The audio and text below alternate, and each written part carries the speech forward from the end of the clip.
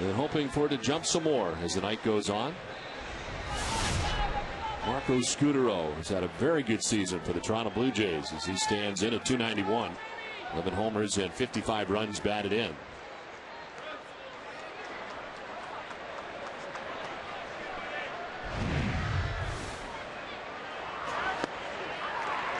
There's strike one to Marco Scutaro, and we're underway at Fenway. Rain falling a little bit harder as this contest starts.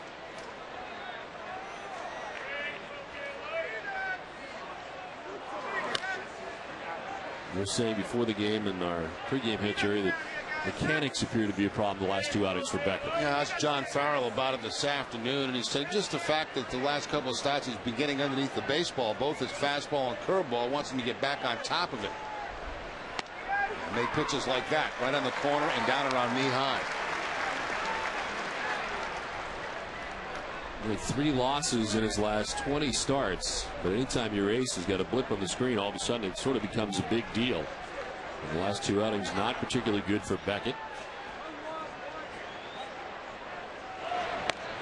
1-2 is outside. It's 2-2, and of course the problems that he's had in his career for whatever reason against the Toronto Blue Jays. Yeah, a lot of these guys in the starting lineup tonight have very, very good numbers against Josh Beckett. His numbers at home are very good against everybody. He's 8-1 with a 3.19 earned run average. A ground ball that finds its way through into right field.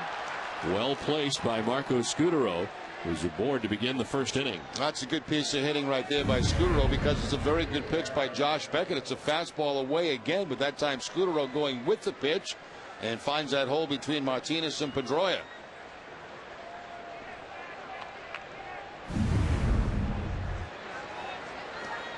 The lead runner on here for the Jays in the top half of the first inning, and here's Aaron Hill. Hill at .286, 30 home runs, 82 runs batted in.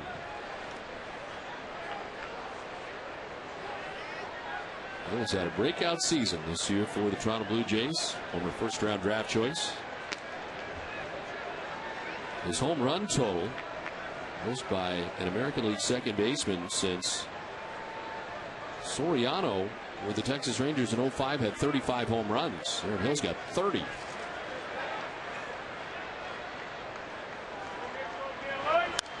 This one fouled off above us. He's had a very good offensive year. There's no question about that. And he's played very well defensively at second base also for the Blue Jays. He's had good numbers here at Fenway over the years.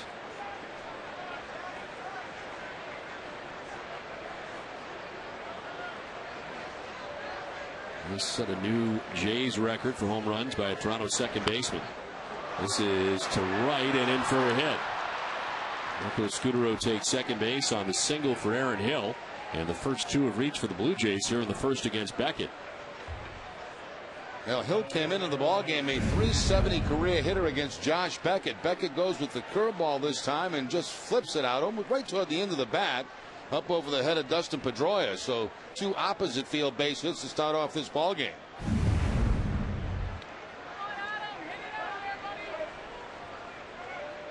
We were talking about all the good numbers against Beckett. It's time now for a key matchup brought to you by New England Acura dealers. How about Adam Lind? 5 for 8. A couple of doubles, a home run, 4 runs batted in against Beckett.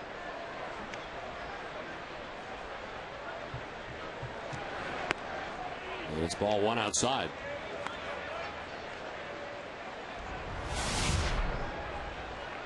Lind with 25 home runs, 80 runs batted in, and a .300 average for the Toronto Blue Jays left fielder.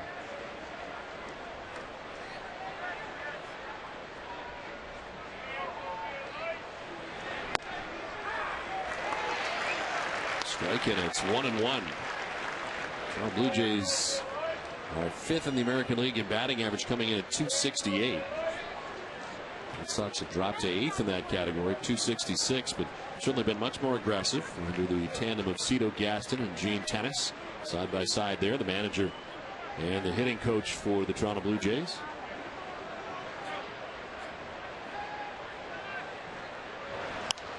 This one fouled off to the left, and it's 1-2. It's interesting when you look at the team statistics, both offensively and pitching wise, the Blue Jays and Red Sox very close. to one another. Yeah, just 2 points difference in the batting average category.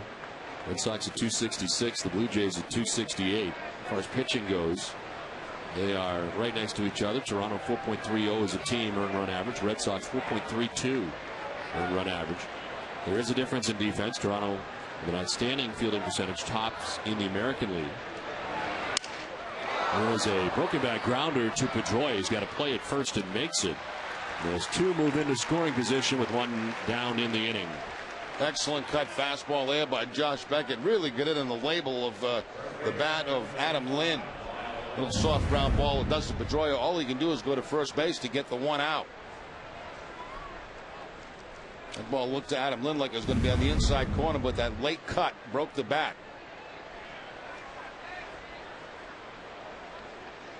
So second and third, one out. And it brings up Lyle Overbay.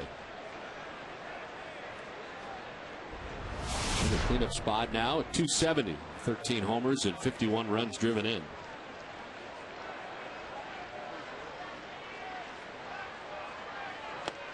This is his 18th game as the cleanup hitter for the Toronto Blue Jays. He's hit at .333 while being in that 4 spot. Riding a 5-game hitting streak heading into tonight's action. Of course, the Blue Jays have had a little bit of a shuffle with the trades that they made at the trade deadline. Alex Rios no longer in this lineup. Scott Rowland no longer here.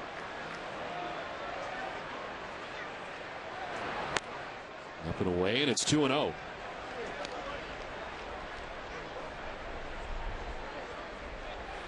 Of all the guys that were available for the Toronto Blue Jays, the one you heard the most about didn't go anywhere. Roy Halladay.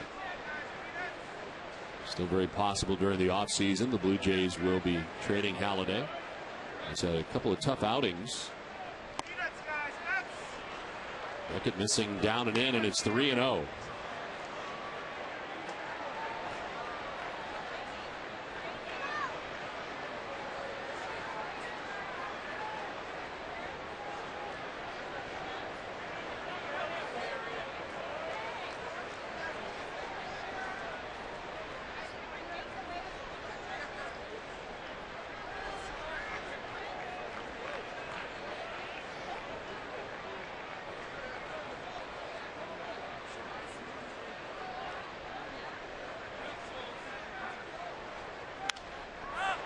Green light, and it's popped up foul. That'll get back and out of play. Overbay out after the 3-0 pitch. And a fastball, and tried to do something with it, but he fouls it off. Had a bad idea early in the ball game. Got men in scoring position, second and third. You know you're going to get a fastball from Beckett, but Overbay fouls it off.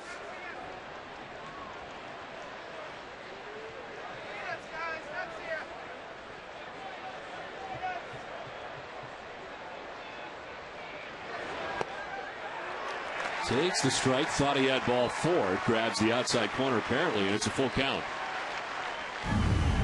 Take a look at that pitch on the Amica pitch zone.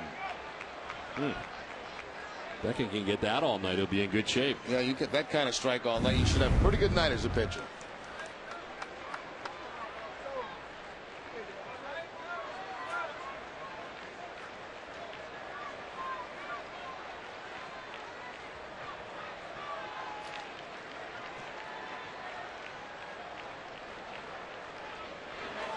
This one fouled off. A lot was made, of course, in the outing for Josh Beckett in Toronto just a couple hours before that start.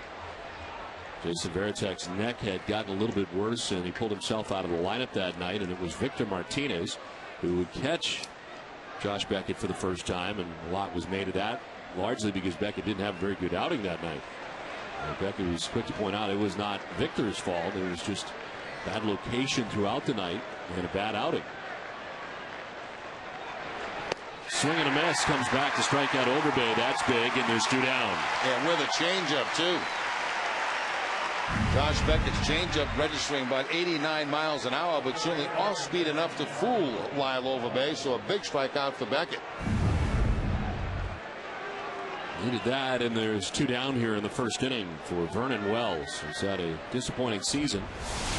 You take into account what kind of player this guy really is. He's got 13 homers, 52 runs batted in, and just a .257 batting average.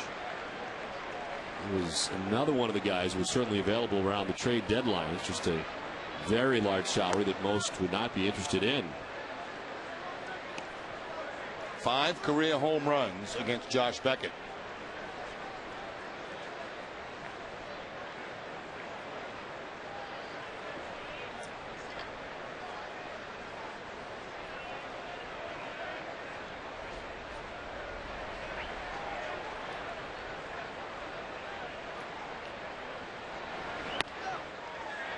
Outside, and it's 2-0 now to Wells. Back-to-back base hits to right field to start this inning for Scutaro and Hill. We're now at third and second with 2 down here in the first.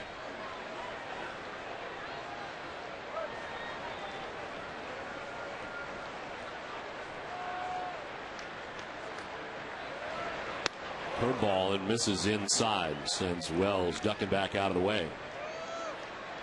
Well, we saw Lyle Overbay with the green light on a 3-0 count. Let's see if they give it to Vernon Wells.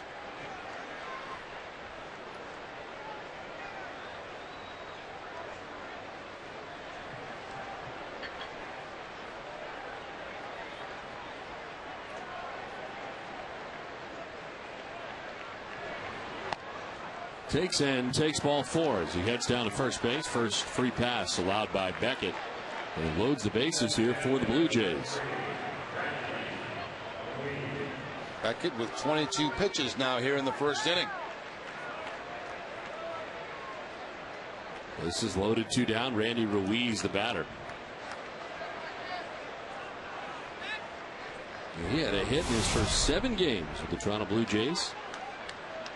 As Veritek headed out to talk to Beckett as they get ready to deal with Ruiz. Looks like Beckett's doing most of the talking from behind his glove.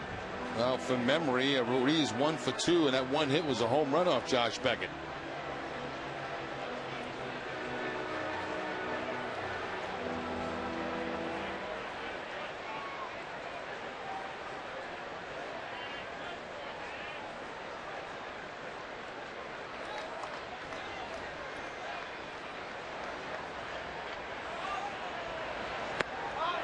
Swing and a miss out after the first pitch, and 95 with a fastball from Beckett.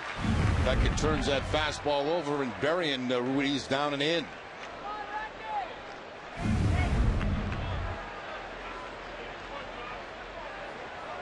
Ruiz does have good pop, 4 homers in his first 8 games with the Blue Jays. Looks off the breaking ball and snaps it in there for strike 2. It's 0-2.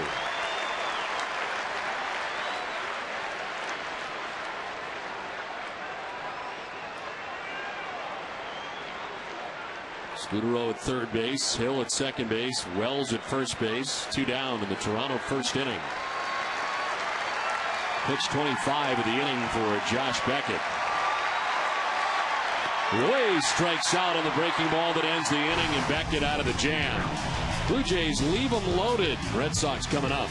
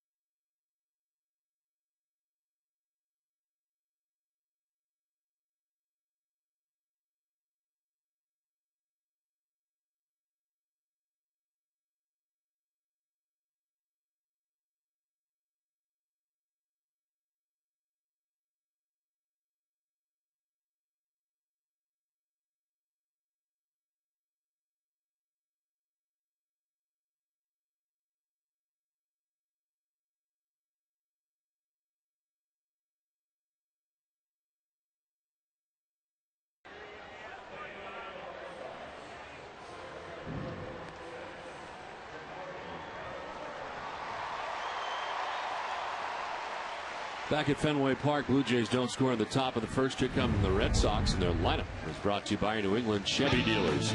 Jacoby Ellsbury leading it off in center field with Dustin Pedroia at second base. Victor Martinez at first base. Kevin Youkiel is at third with David Ortiz at DH in the 5 spot. Jason Bay is in left field batting 6th with J.D. Drew in right. Jason Varitek does the catching, bats 8th, and Alex Gonzalez at shortstop bats 9th. On the mound for the Toronto Blue Jays, right-hander Scott Richmond is on the hill tonight. His 20th start. He's been in and out of the rotation. His 6-7 record, just up over 100 innings on the year. And standing in and taking strike one is Jacoby Ellsbury. Richmond spent some time on the disabled list with bicep tendonitis. His last start, he lost against the Angels. Wondered if we would see Jacoby Ellsbury tonight after, of course, the collision at the plate and kind of turned his ankle. Back in there tonight. Took him out last night for precautionary reasons.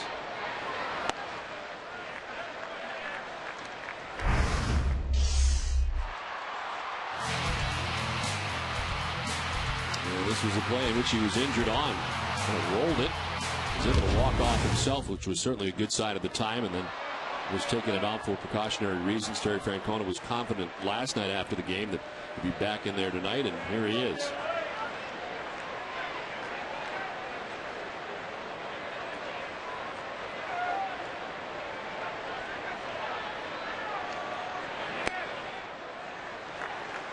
Full count to Jacoby Ellsbury to start this bottom of the first inning. Richmond has faced the Red Sox twice, 1 relief appearance, 1 start, a record of 0-1 against Boston. Leadoff walk for Ellsbury.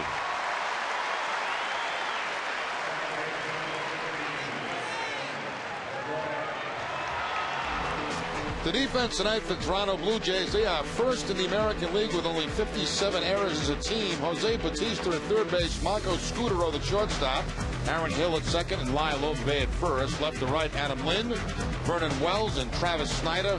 Rafa Rojas doing the catching for Scott Richmond.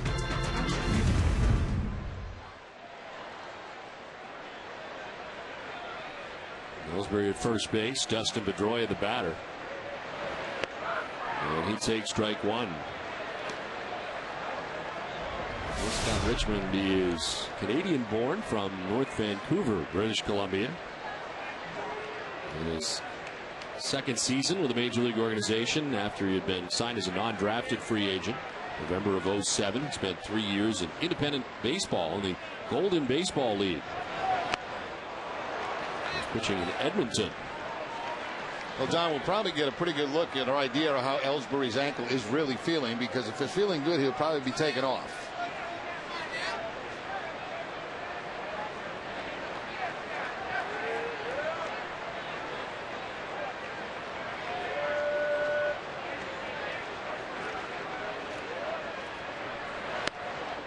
There's a ball outside. It's 1-2.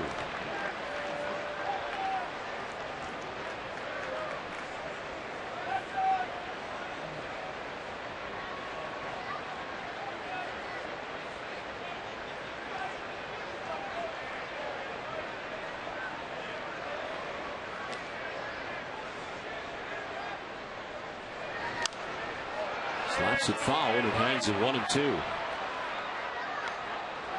Pedroia was 0 for 3 with a run batted in in his time against Richmond.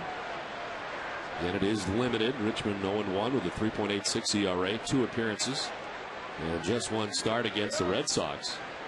Only 3 starts for Richmond since June 30th. Coming back off that bicep tendonitis.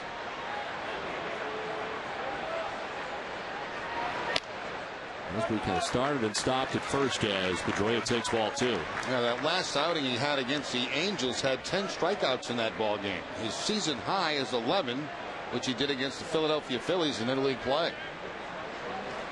113 pitches in his last outing against Los Angeles.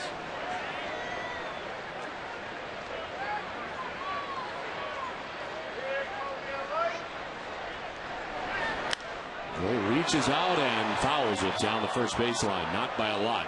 Now this is spoiling some pretty good pitches here for Dustin Pedroia. A couple of sliders away from him outside part of the plate, and poking him the other way, foul. Pedroia, one of the toughest guys in the American League, to strike out.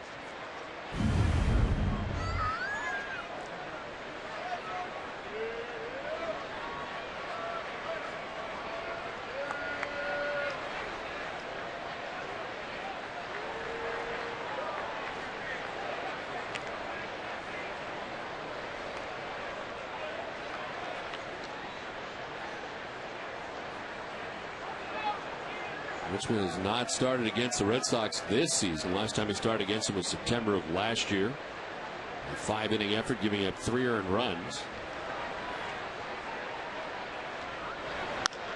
Pedroia hits a fly ball to center field, sending Wells back. Shy of the track to make the catch as Ellsbury retreats with 1 out in the first inning. Nice pitching there by Richmond. You know, after a couple of good sliders away from Dustin Pedroia, he comes back inside with the fastball. Kind of had Dustin leaning out over the plate, looking for that slider maybe. And then the result, the fly ball to center field.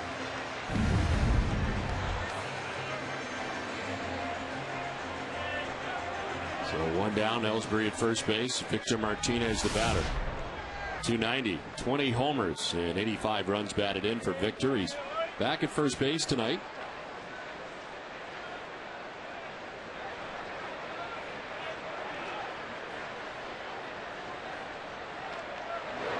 Between Boston and Cleveland for Victor Martinez, he's appeared in 64 starts as a catcher, 54 starts at first base.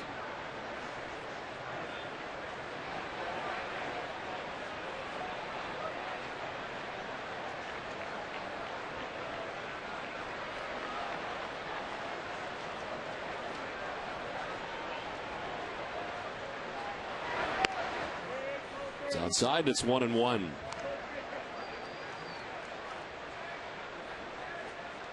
Victor Martinez, last 14 games, got 3 home runs. The Red Sox hit 3 home runs in last night's game and now have a major league best 48 home runs in August. It's already the highest total ever in the month of August for a Red Sox team. Record was set in 03 when they hit 46. Yeah, the Yankees lead the American League at home runs with 195 on the season. The Red Sox with 167.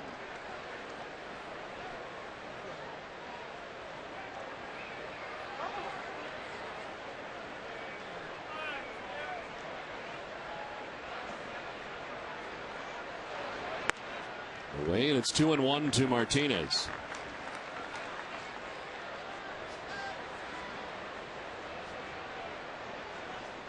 Newquist waiting on deck. A leadoff walk to begin this inning for Ellsbury. A fly out to center field for Pedroia. A count of 2-1 to Victor Martinez.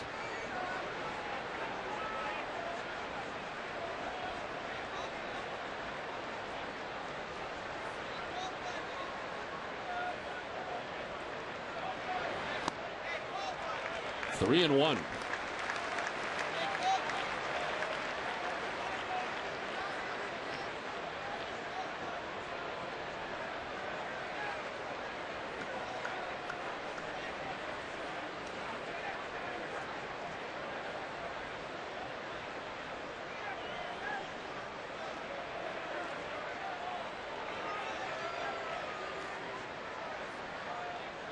There goes Ellsbury as Martinez hits a fly ball to center field.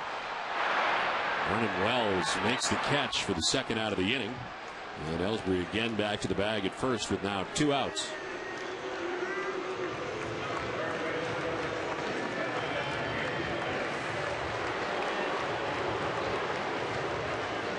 Two down for Kevin Youkilis. Good start of the night, hitting at .306 with 22 homers, 74 runs batted in. 0 for 3 in the game last night.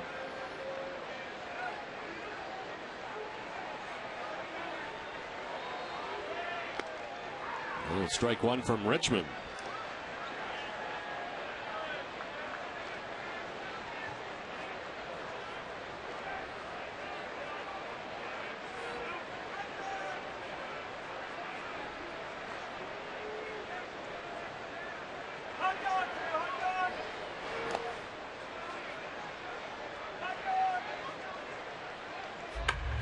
The league leaders are brought to you by Olympia Sports. Slugging percentage, the category tonight. Kevin Euclid is fourth in that category, .558.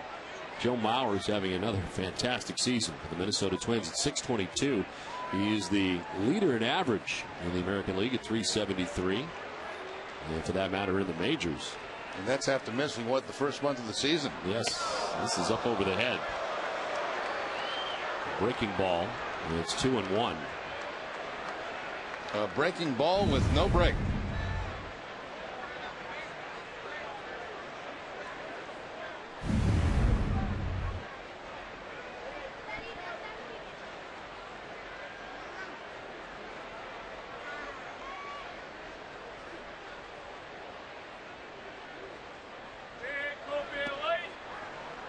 In there for strike two, and it's 2-2.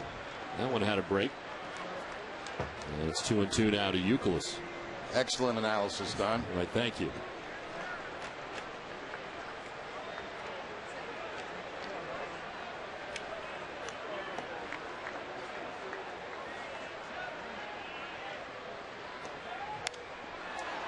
Pop up, shallow right. Hill is out and makes the catch.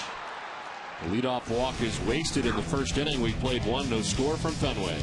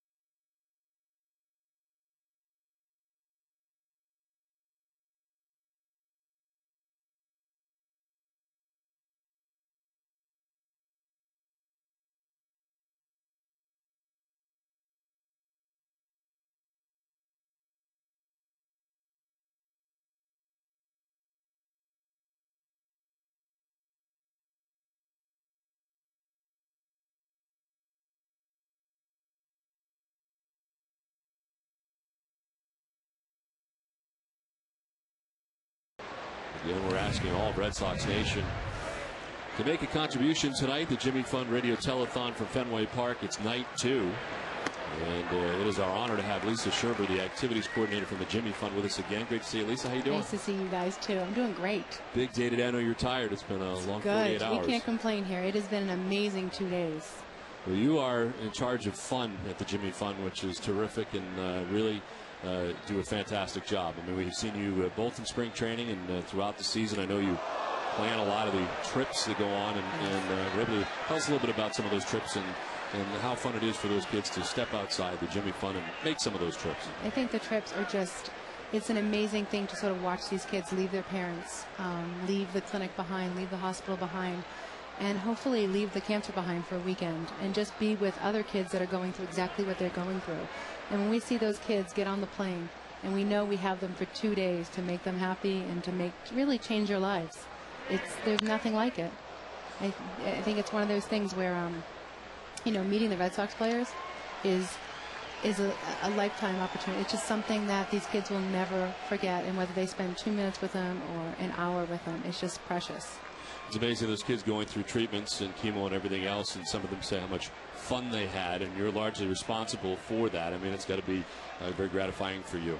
We have a great team that sort of works really hard to make sure that not only the patient but the family itself are coming into the Jimmy Fund Clinic. They know what's going to happen there, but they also know that they're surrounded by a support system that's going to try to make them have fun, as much fun as you can have when you're undergoing cancer treatment. But you need to see them smile. You need to sort of give their childhood back a little bit. You must be smiling because that total has really jumped quite a bit from this afternoon. It's starting to get up there. We hope so. We're hoping people are going to realize that we are so not close to our goal yet. And there's a lot of kids out there. There's a lot of adults that need your help, that are struggling right now. And again, this money goes directly to the Jimmy Fund and the research and all that takes place from that. How have you seen that grow over the years with the amount of money that has come through to see how advanced things are becoming? Not there yet, but it seems like it's getting there. I mean, I've been here 17 years, and it's been an amazing 17 years. And to sort of see now when a child is diagnosed with a certain type of cancer that even 5 years ago, that child might not have survived a year, and to see them sort of surviving and going to school and living their life and being a kid, it's an amazing thing. Ground ball to shortstop for Rod Barajas. Joining us in the booth is Lisa Scherber. And Lisa, what would you say to somebody out there who's right now sort of on the fences, whether or not they should contribute to hard times certainly out there today? What would you say to them? You know, I think it's one of those things where it's really difficult right now for families to sort of find a dollar to give, but we know what we can do with $1. We can do a lot with $1, and that's what we're asking. And we had one of our patients on today, Ben, who was a 13-year-old, and if anyone heard Ben today, you would just melt and you would give whatever dollars you had. And one of the things that Ben had said was, I don't really care if I die. I just want to make sure that my family's okay without me. And you know what? I just want to be able to tell Ben that, you know what, Ben, we're going to take care of you. And there's enough people out there that are going to take care of you. And you don't have to worry about this. Your family's going to be good and you're going to be good. So I think that's what we want to do. We want to tell all the Bens out there that they don't need to worry about themselves and they don't need to worry about their family because they're kids and they shouldn't have to do that. It's amazing to me every time we go to visit, and Jerry and I have been there, you know, sometimes over the years, and you go in there, it's amazing to me how strong those kids are. I mean, as adults, it'd be very, very difficult to deal with. Those kids are amazing. The kids are just filled with life, and they are just sparks. They're just spark plugs, and the parents are amazing. The parents we watch in awe every day because the parents struggle with the other children that they have, trying to get them through their everyday lives and just trying to make their family normal. That's all they're asking for is normalcy. And I think that's something we try to give them every day. Yeah, it's a great support group over there. There's no question about that.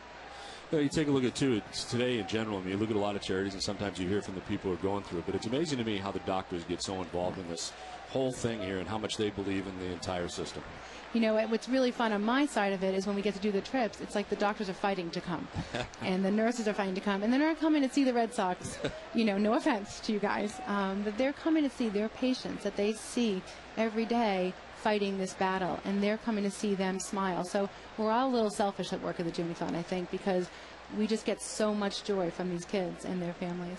Well, they get a lot of joy from you, and we thank you for all that you do. Truly an incredible person, and we thank you for coming up, and good luck. We need a lot here tonight. Thanks so much. All right, Thank you Lisa, so great much. to see you. Nice Thank seeing you. Nice seeing you. You know, we told you before the goal is $5 million and some work to be done tonight. We hope you will contribute as Josh Beckett with a strikeout for the second out of the inning as he gets Travis Snyder. And the K-Men with a tribute to Ted Kennedy tonight out there as they place the third strike for Josh Beckett as strikeout number 3, 2 down in the inning, and Jose Batista is the batter.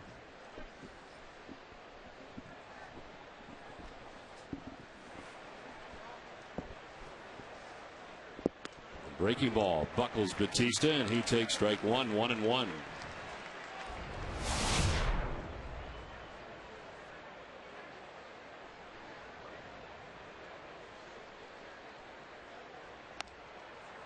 Outside, and it's 2-1.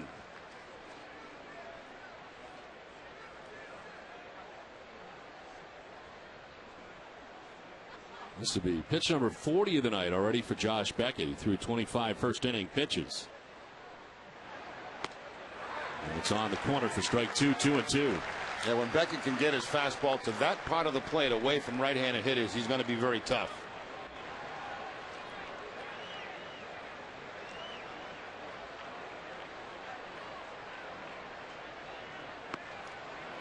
Drops down low for ball 3.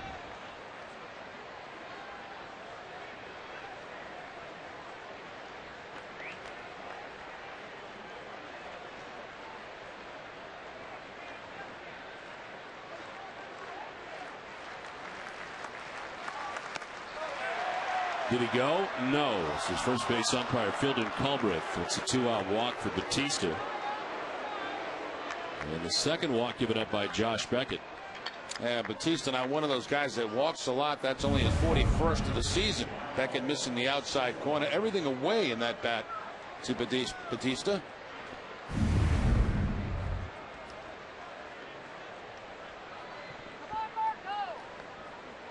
There's Marco Scutaro, second time through now for the Jays. Scudaro's single his first time up, one of 2 hits off Josh Beckett tonight.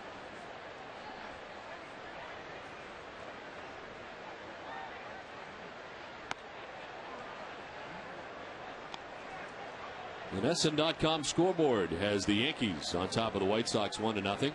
Tampa Bay and Detroit, Texas and Minnesota all scoreless. Texas and Minnesota not yet underway.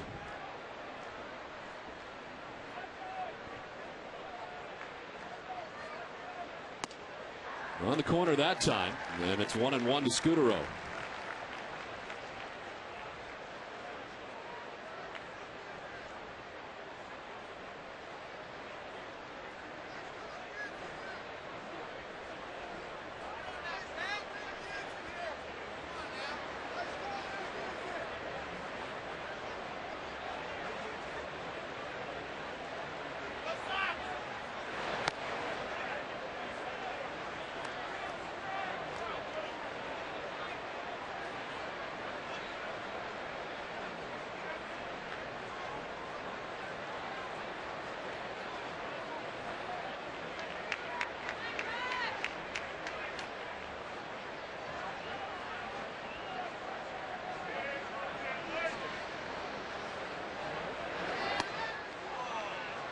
Get that corner again and can't. It's 3-1.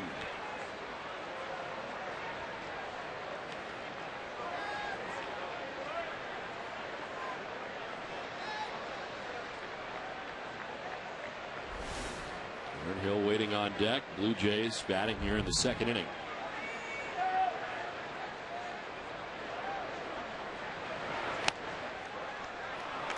Ball 4, and it's back-to-back walks allowed by Beckett. The Amica Pit Zone is brought to you by Amica Insurance. Get the right auto and home coverage at AmicaCoverage.com. We'll take a look at the final out of the first inning. The strikeout to Ruiz. Starts him off with a fastball in and then a couple of breaking balls away to pick up a strikeout and get out of trouble in the first inning. So 2 on, 2 down. And Aaron Hill, the batter, single to right field in the first inning. Jays had back-to-back hits in the first, and then Beckett walked the batter, but he got out of it unscathed, able to strike out Randy Ruiz to end the first. This is away for ball 1.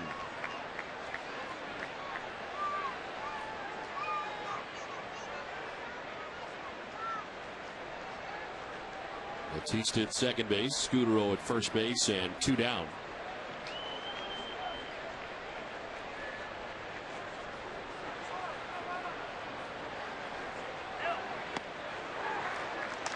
Strike 1-1. Oh, it's early in this ball game, Dom, and his curveball looks much better than it had the last 2 outings to Beckett. Let's shop a break to it. He was about to throw his 50th pitch, an inning and 2/3 deep. He didn't walk anybody in his last outing. 8 innings against the Yankees. He's walked back-to-back batters in this inning, and 3 in an inning and 2/3.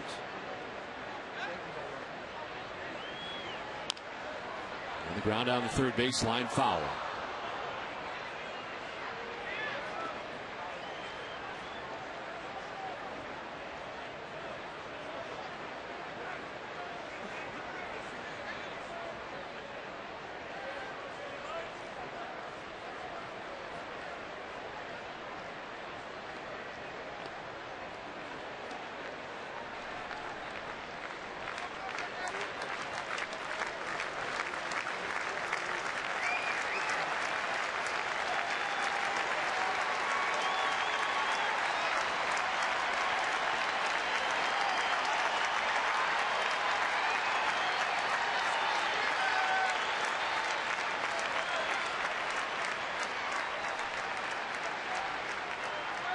Breaking ball hit high and deep to left.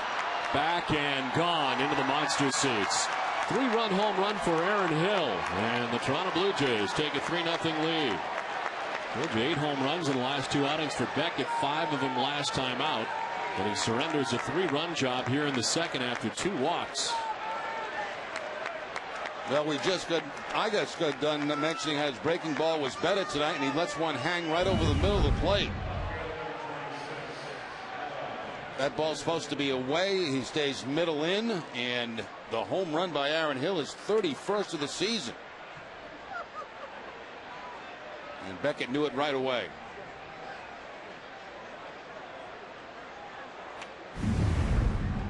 They've been doing a good job keeping that breaking ball away from those right-handers, but that one just hung out over the plate.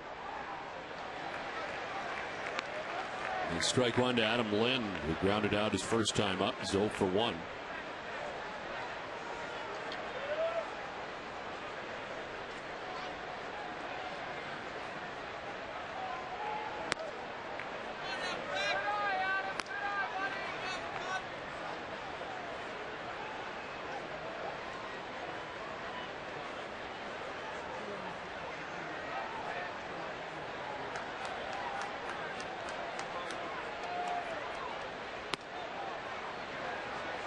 Pitch count rising. 54 right now for Beckett with 2 outs here in the second inning.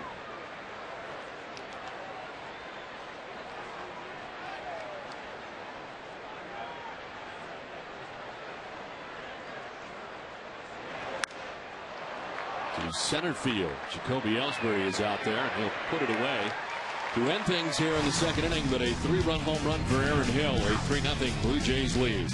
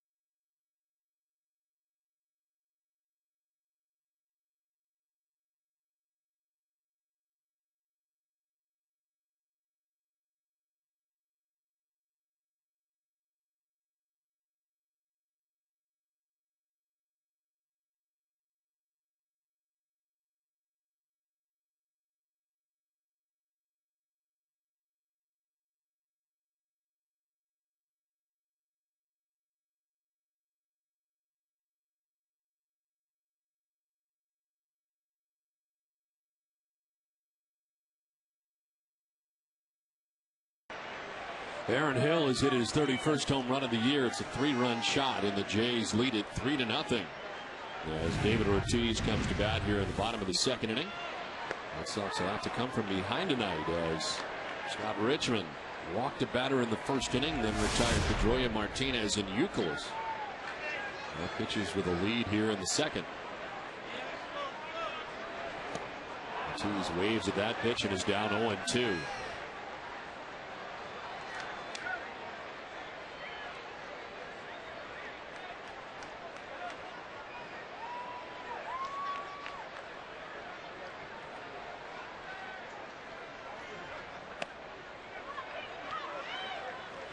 Rain on and off again so far here tonight at Fenway Park. Kind of started as a drizzle.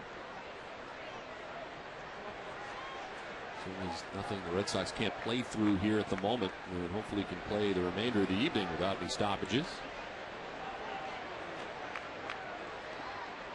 Thought about it, didn't pull the trigger, and it's 2-2.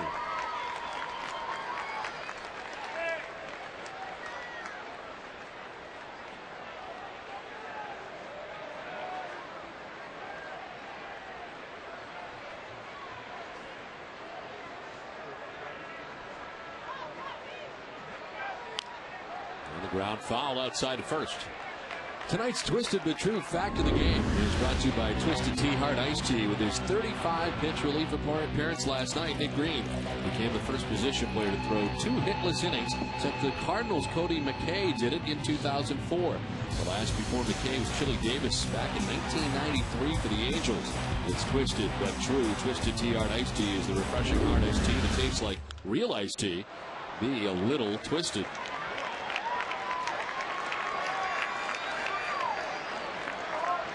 Happy Dustin Pedroia fan. A souvenir.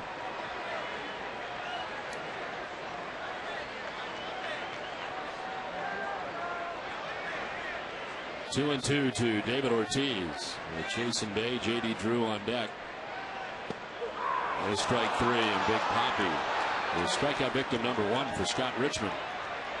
Backdoor breaking ball that time for Richmond. He throws it away from that left-handed hitter and just picks up the outside corner. We'll take a look at the Amica Pig zone. Too close to take with 2 strikes.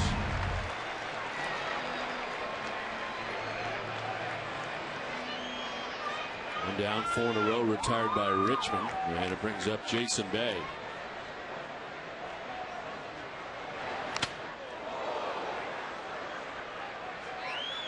Fouled off the cage of Gary Cederstrom.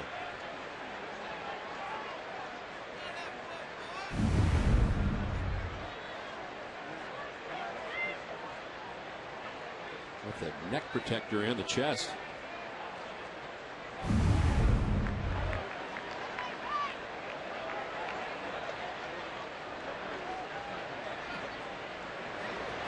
I know from a comfort and fashion standpoint, that big thing they used to wear in front of them. The balloon? The balloon couldn't have been terrific, but at the same time, I'm imagining it was much safer in those days. It was. Those things were funny. I mean, it's been such a long time since you've seen them. But I think, you know, the ball used to bounce right off those things and bounce right back to the pitcher. They used to be able to pull it up right under their neck.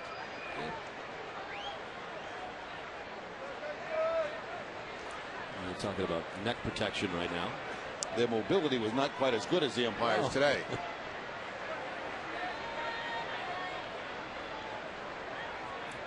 1-2 to Bay. On the ground to third base, Batista gathers and throws for out number 2, 2 down. Let's check in with Heidi Watney.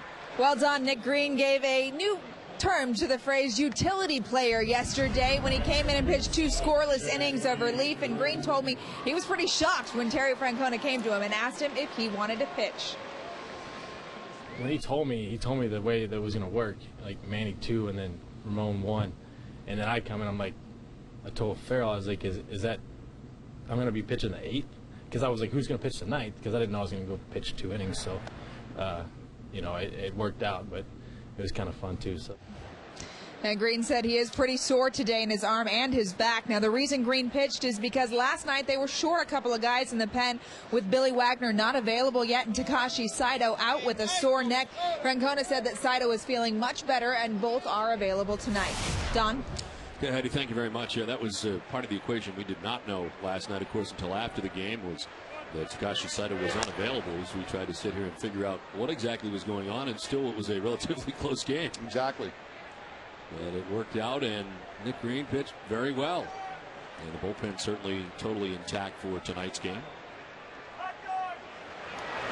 2-1 to Drew, fouled off to the left. You know, it wasn't a real blowout game that you normally would see a position player in, and plus, you know, they're not holding runners on first base, and I'm going, what is going on here? This game's, you know, it's not over yet, but obviously limited out there in the bullpen for Terry Francona. See, the Blue Jays have a shift on J.D. Drew here. We don't see too many teams do this. This one gets away. It's a full count. Not the Ortiz shift where they have Aaron Hill back in the outfield, but still the shift put on J.D. Drew here with 2 outs. This one's much more tight and compact.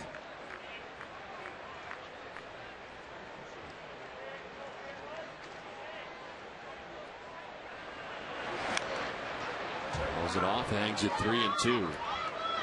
Last year for Drew, June was his best. Certainly an incredible month of June. Player of the Month honors. Look at his breakdown this year. And August has been his best from a home run and average standpoint.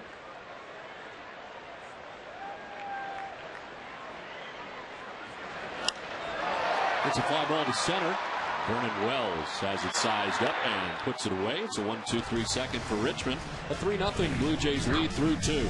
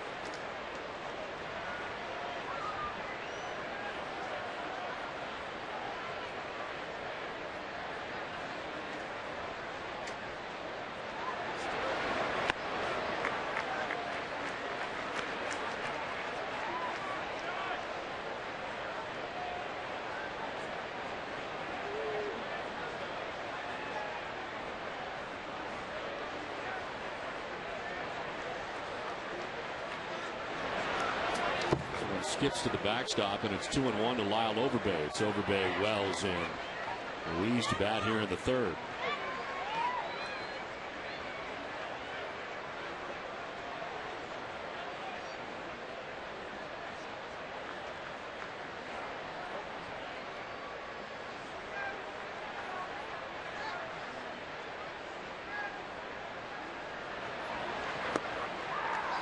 He takes the strike, and it's 2-2. A lot of pitches for Beckett through the first two. He threw 55 through the first 2 innings.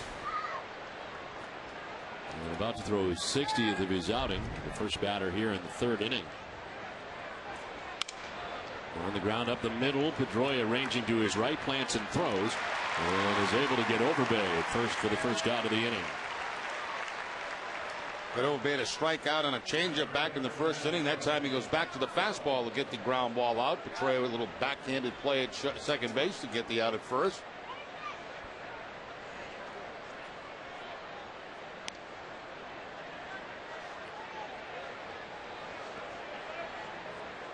So one down here in the third. Vernon Wells, the batter, walked in the first inning.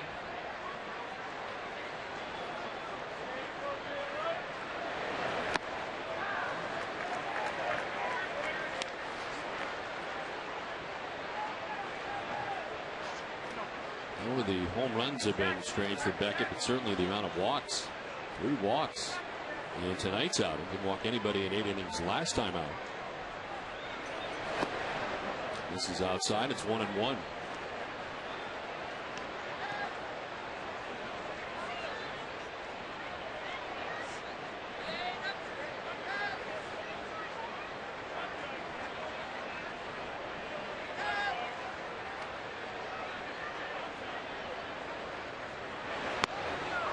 In that corner again, and it's 1-2. He's trying to live out there, but in the process has missed some. He gets the corner that time, and it's 1-2.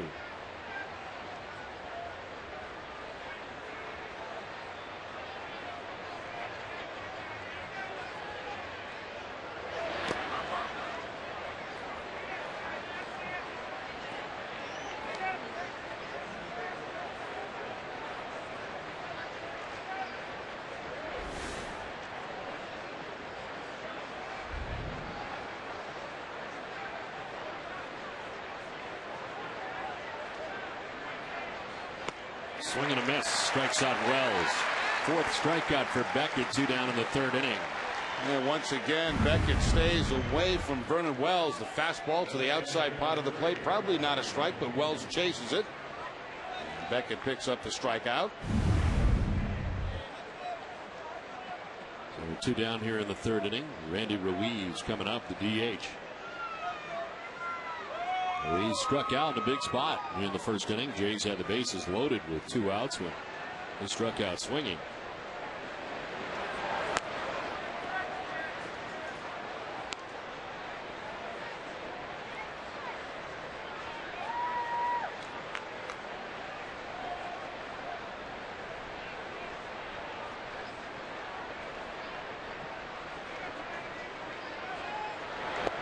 Breaking ball missing, and it's 2-0.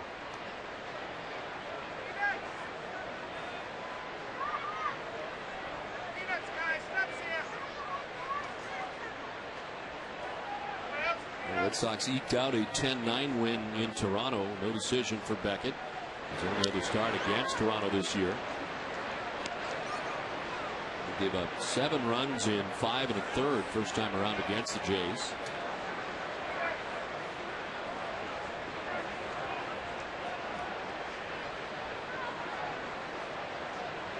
He had 3 home runs in that outing against the Jays. 3 home runs in that outing, 5 last time out against the Yankees, and the 1 here tonight. Total now 21 home runs allowed in the season by Beckett. That leads the staff in that category.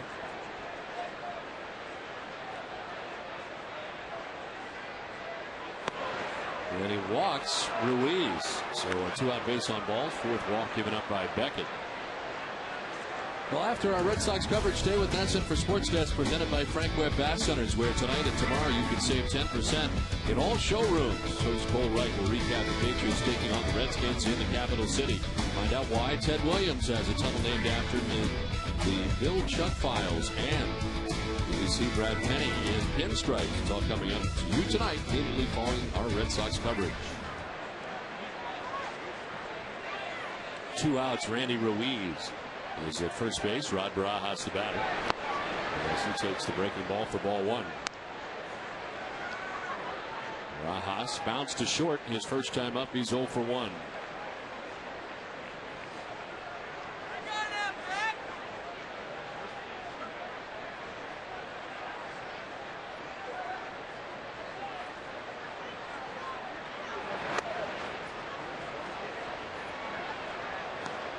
Yankees out to a 2-0 advantage tonight. They're at home against the White Sox.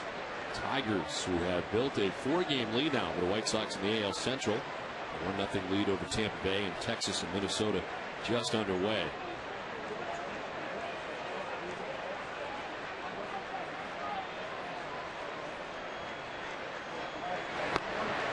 Scott Kazmir was traded today from the Tampa Bay Rays in a waiver wire deal, going to the Angels. It's not been the same since having that injury last year. Still surprised, though, to see him traded. Yes. Let go by Tampa Bay.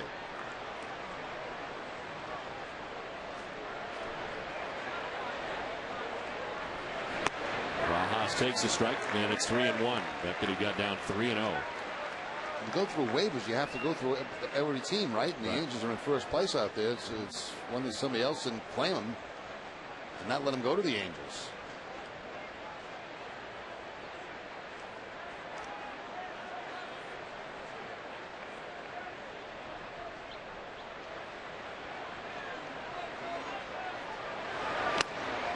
Ball 4, yet another walk, and it's back-to-back for Beckett again. Second straight inning that has happened. 5 walks in all.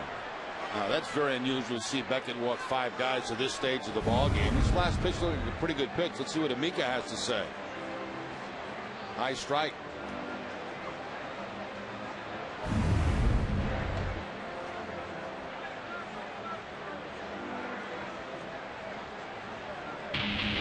Only 6 days left to the grand opening of Bob's Discount Furniture in Woburn. Exit 37C off Route 93. Furniture shopping will never be the same.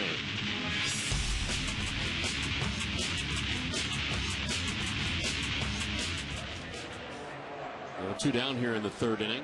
Randy Ruiz at second base. Rod Barajas at first. And look at the pitch breakdown for Beckett, who's at 75 through 2 2/3 innings.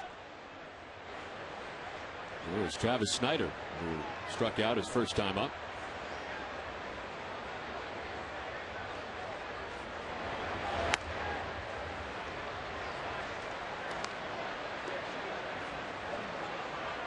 Right now, Beckett having a tough time trying any pitch to throw for a strike, whether it be his fastball, his curveball, or changeup.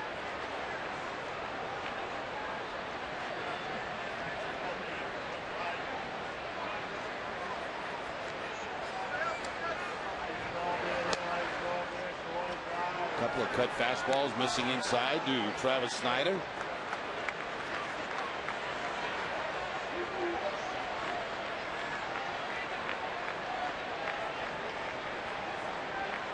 Ruiz at second base, Barajas at first, 2 down, and a 2-0 pitch coming to Travis Snyder as Beckett backs off.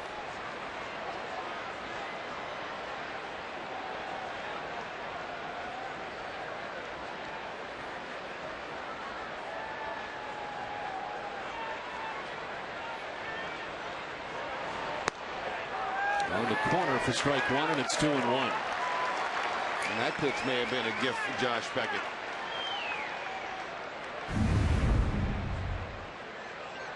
The 2 pitches inside goes away, and that ball off the outside part of the plate, but Beckett gets the call.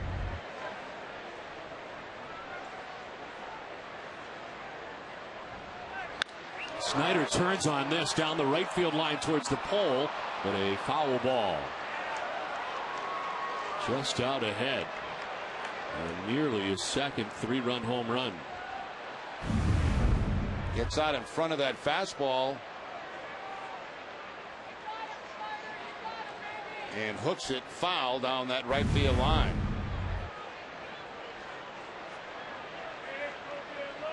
See where Veritek was set up away. That ball stayed middle in.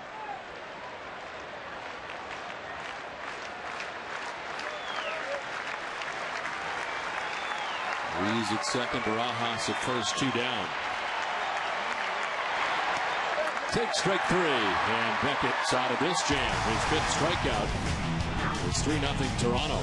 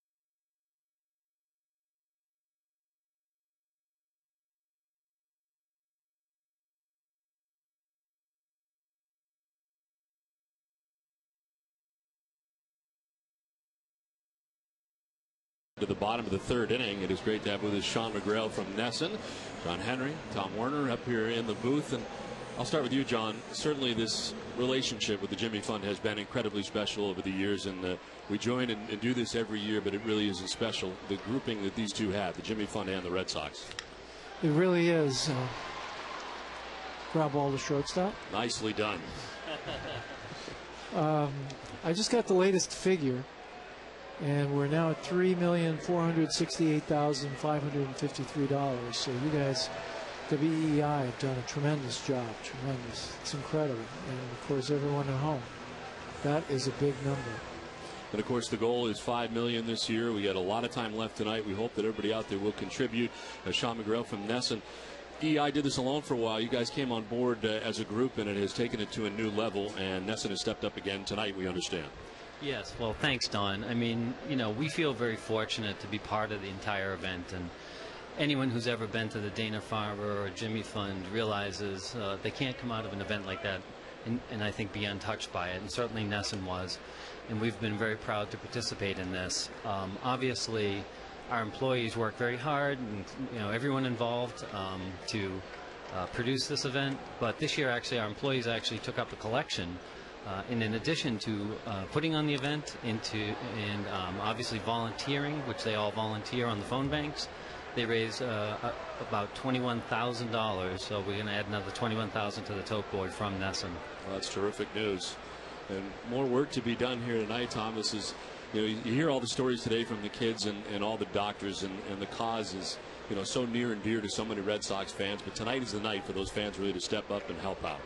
Well, you know, the real heroes of today are the patients who talk about profiles in courage. I mean, these are people who just go through these treatments and are so positive about it. And so tonight is a celebration of their struggle and the doctors and the nurses who contribute. And I just want to say on behalf of all the fans, I know that fans from every state in the country supported this telethon tonight, and Red Sox Nation is proving how great it is to have this association between the Jimmy Fund and the Red Sox.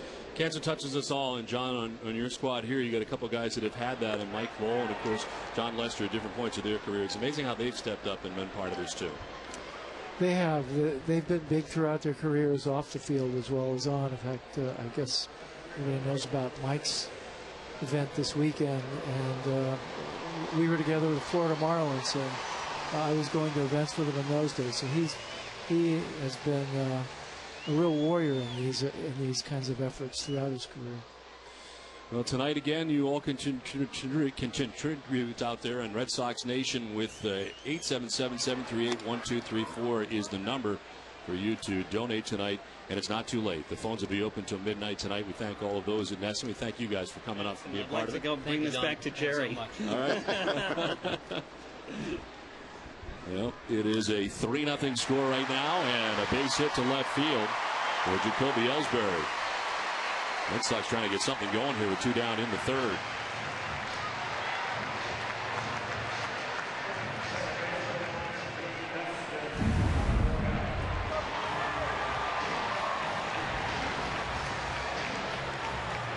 So 2 down.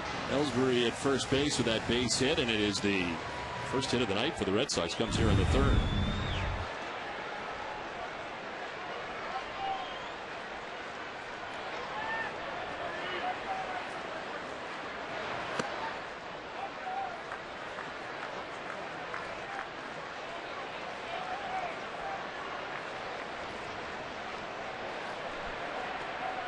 Mr. Pedroia flat out center field in the first. He is 0 for 1.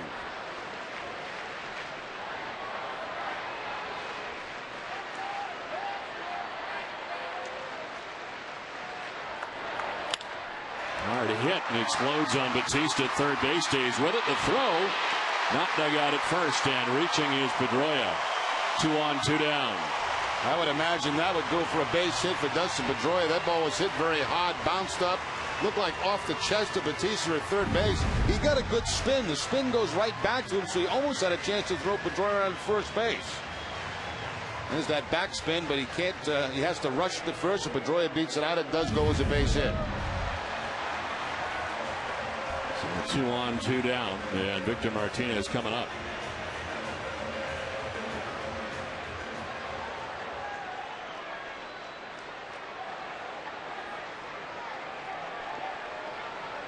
After flied out to center field in the first, he's 0 for 1.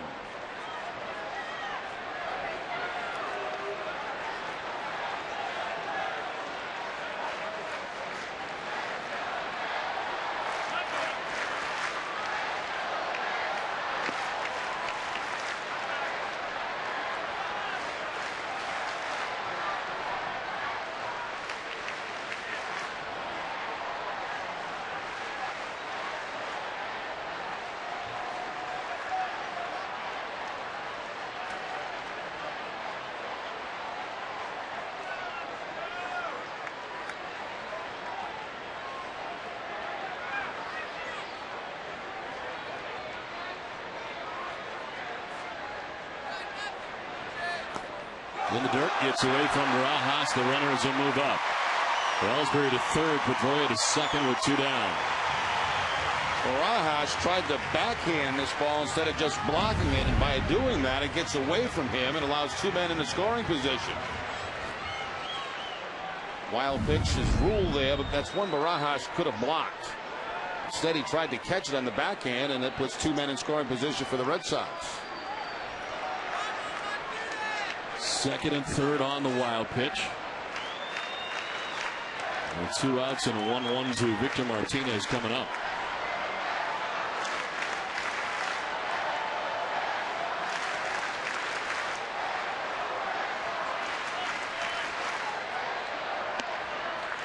Outside the ball, 2-2-1. It's one of the few changeups that we've seen Richmond throw tonight. Mostly it's been fastball, slider, a couple of curveballs, and now the changeup.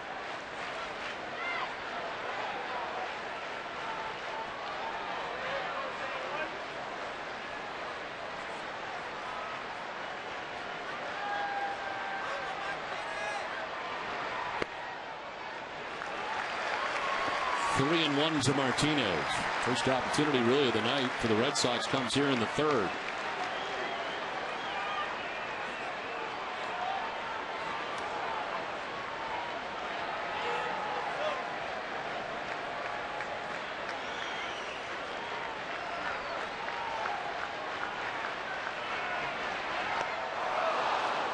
Swing and a miss at a full count. He's got Victor Martinez thinking fastball all the way on that 3-1 count, and instead he drops the slider on him in a good one down and out of the strike zone.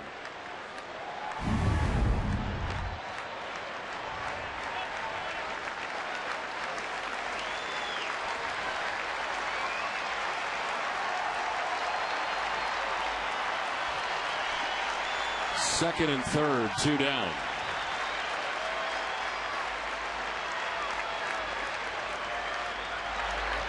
Martinez chops it to first base. It's handled by Overbay. And that ends the inning. The Red Sox strand a pair in scoring position. We're through 3. It's 3-0 Toronto.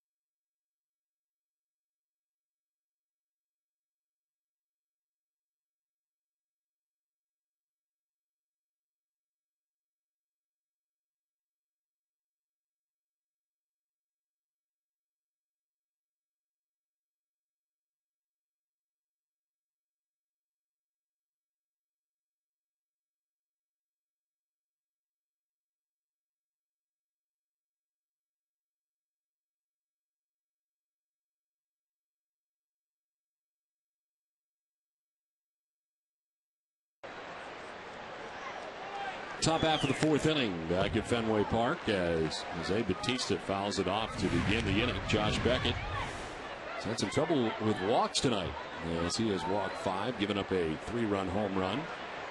And a lot of pitches, 81 pitches. This is 82. It's flipped to right. J.D. Drew is there to make the catch for the first out of the inning. Let's check in with Heidi. Well, Don, I'm joined by Tony Triano. You were diagnosed with cancer in 2000. Tell us your story.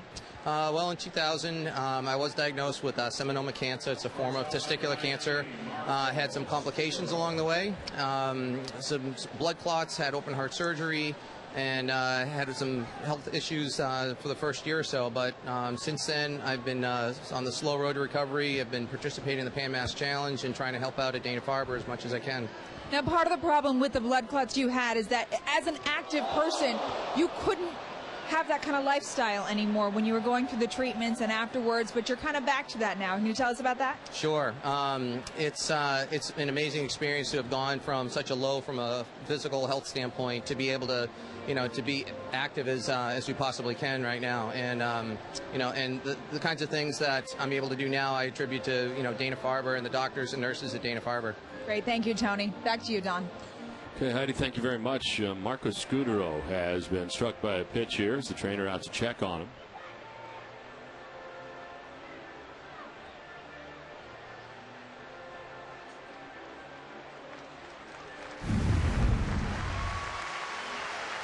Josh Beckett with the fastball and right off the helmet, the back of the helmet for Marco Scudero.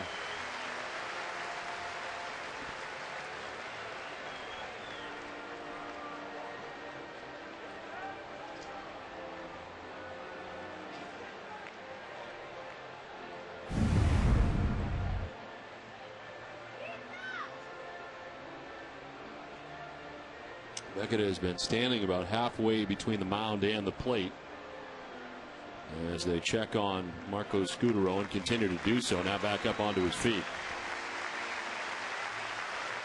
It looks like he's coming out of this game.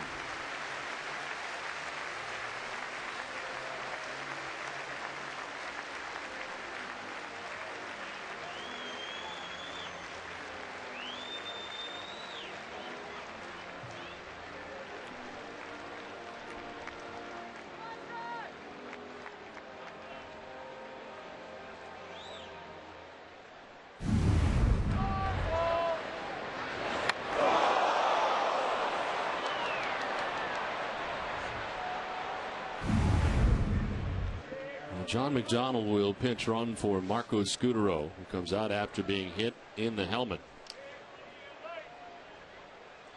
So McDonald runs at first base with 1 out. Aaron Hill is the batter.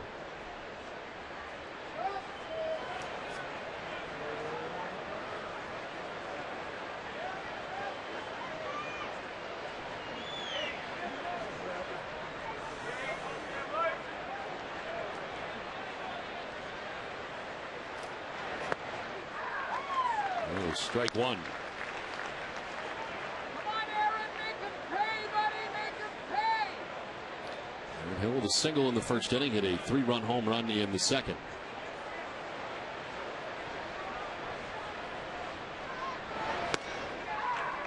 And it's strike 2, 0-2.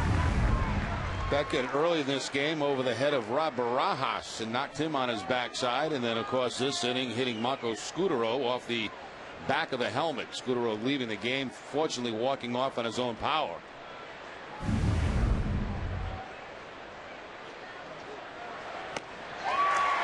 Strikes out Hill very quickly, and that's 6 strikeouts for Beckett, 2 down. Last time there was a breaking ball at Hill, but it was out over the plate and he hit for the home run. This time the better curveball going down and away from Aaron Hill picks up the strikeout.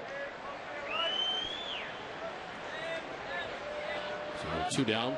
McDonald at first base. Adam Lynn the batter.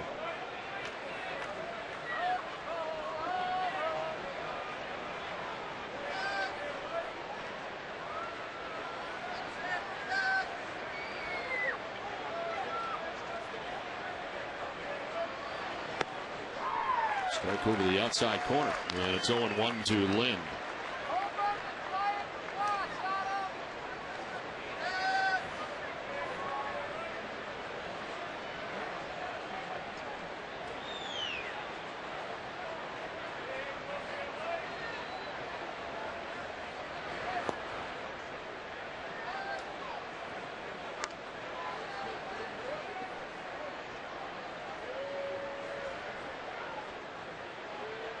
Mariners have had at least one base runner in every inning tonight.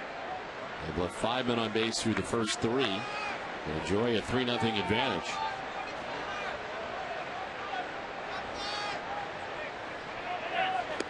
Swing and a miss, and it's 1-2. I'll remind you, Ace Ticket will donate $175 to Children's Hospital Boston and the Red Sox Foundation for every strikeout by a Red Sox pitcher this season. So far, Ace Ticket has donated $169,575. Thanks to Ace Ticket. Remember to get your Sox tickets at aceticket.com.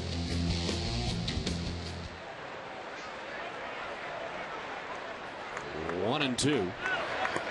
And there's ball 2, 2-2. 90 pitches now on the night for Josh Beckett. We're only in the 4th inning.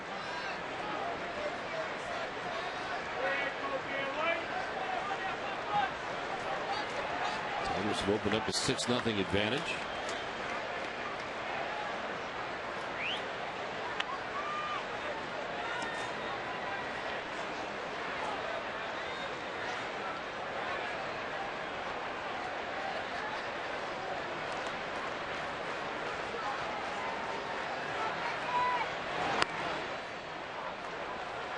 Three and 2 to Adam Lynn with 2 outs and John McDonald at first.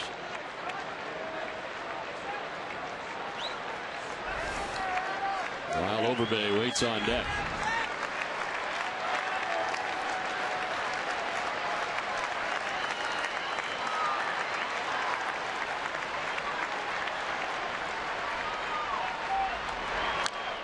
Ball fouled off over by the Red Sox dugout and above it.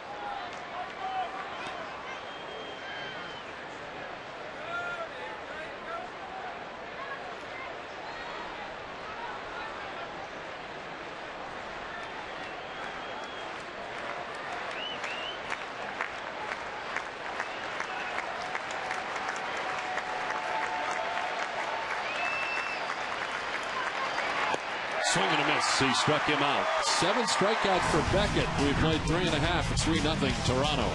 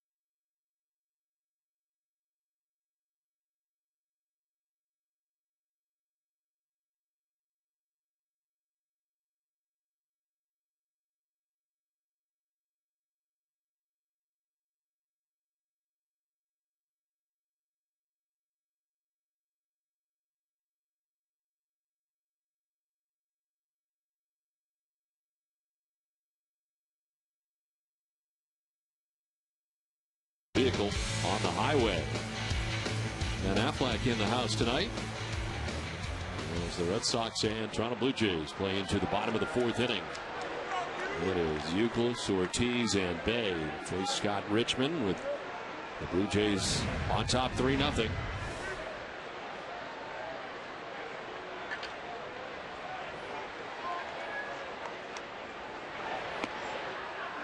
And there for strike one, 1-1. John McDonald stays in the game for the Blue Jays.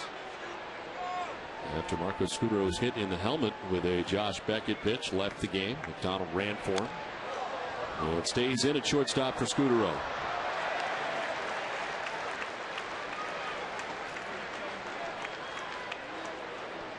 Nichols popped out first time up.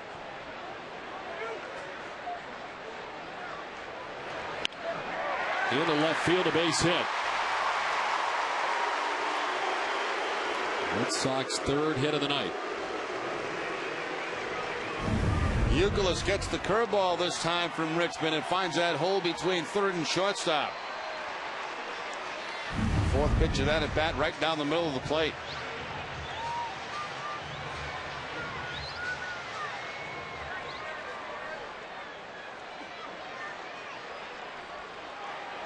Ortiz struck out looking in the second inning. One of 2 Ks tonight for Scott Richmond.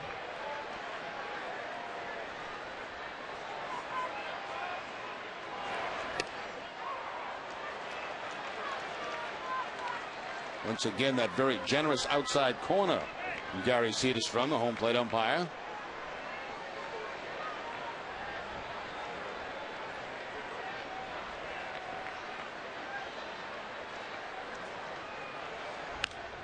Line into right field, a base hit.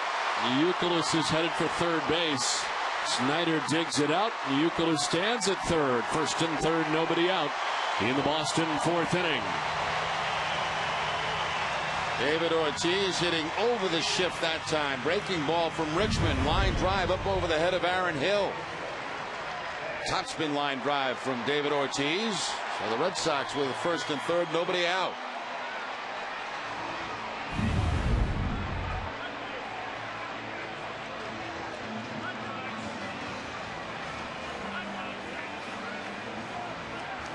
Jason Bay coming up. Bay grounded out to third base first time up.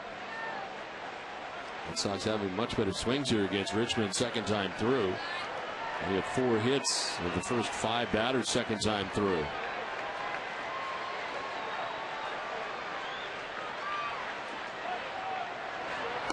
Bay with a swing and a miss. Fastball by him at 92. Yeah, after a couple of base hits on the breaking ball, right back to the fastball of Jason Bay.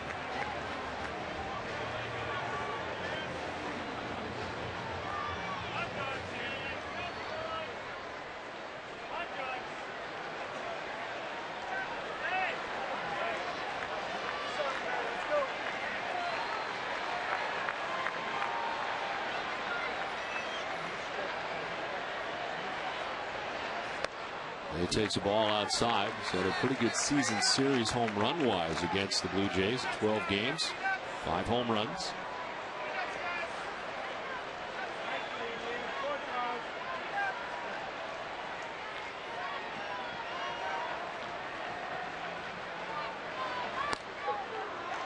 A strike over the inside corner. And it's strike 3 to Jason Bay. It's a third strikeout for Richmond. He needed that. It's the first out of the inning. Yeah, I think Bay thought this ball might have been up and in a little bit, but it does appear to catch. Well, it doesn't. It's above the strike zone. The high strike call that time by Cederstrom.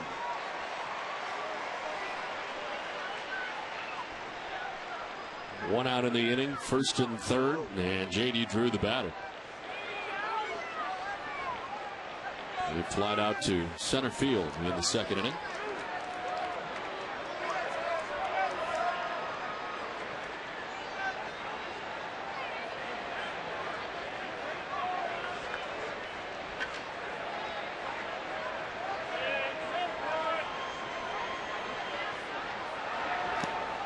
In the dirt, nicely gathered by Barajas with Youkilis at third base.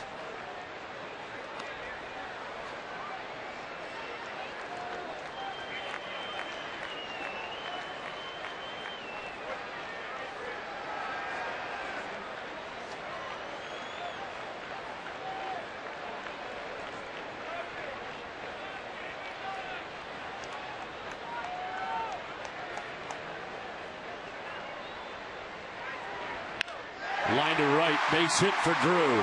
From third comes Youkilis with the first Boston run of the night. Ortiz scampers to third. 3-1 now Blue Jays. All 3 hits in this inning by the Red Sox have been on off-speed pitches. A curveball to Youkilis and Ortiz, and now a changeup to J.D. Drew. The changeup stays up in the zone, and Drew at the line drive to right field. So J.D. continues hot.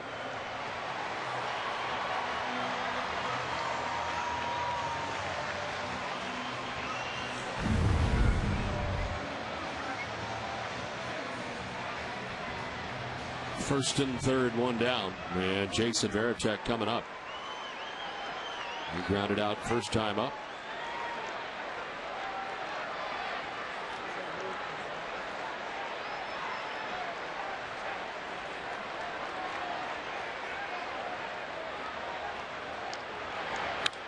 To right field, Snyder moving over to make the catch, is tagging at third, and scoring is Ortiz, the second Red Sox run of the night.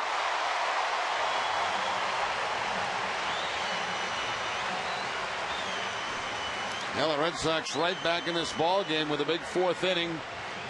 Jason Varitek hit that ball hard, but right at Travis Snyder, but certainly deep enough to get Ortiz home from third base. 48th RBI of the season for Jason Varitek.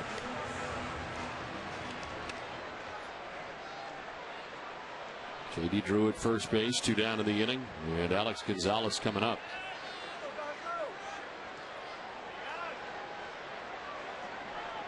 He struck out swinging in the 3rd inning. 1 of 3 Ks tonight for Scott Richmond.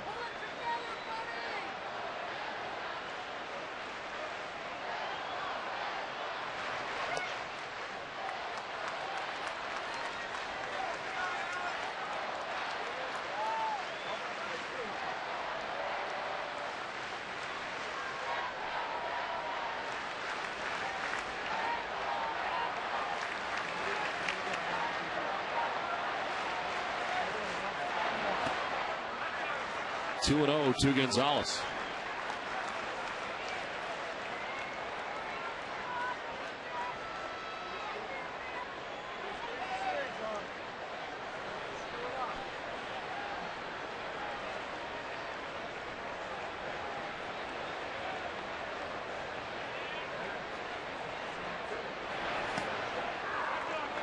On the corner for strike 1, 2-1. Gonzalez didn't like it. Not one you want to swing out on a 2-0 count anyway. A fastball on the outside part of the plate.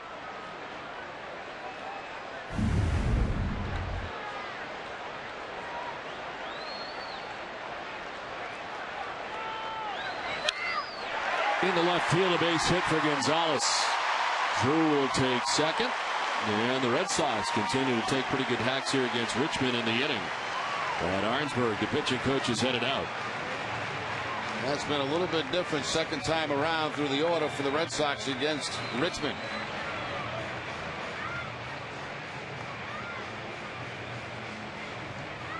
For a charitable casino night of games, music and fun, come to Mike Blows Club 25 night at the Copa.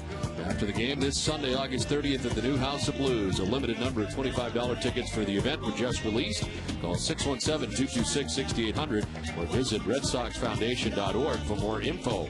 Advance tickets are required, and proceeds benefit the Mike Blow Foundation and programs for low-income families struggling with cancer and inner-city youth baseball.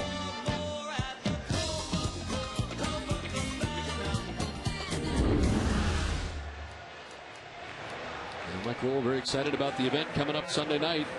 And for those of you who have tickets, we look forward to it too. Still available. 2 on, 2 down. Top of the order, Jacoby Ellsbury has been on base twice, a walk and a single.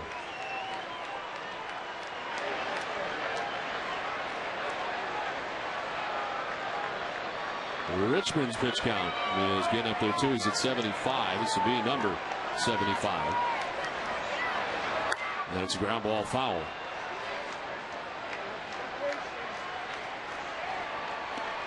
Richmond gave up singles to Youkilis and Ortiz to begin the inning. They both turned into runs.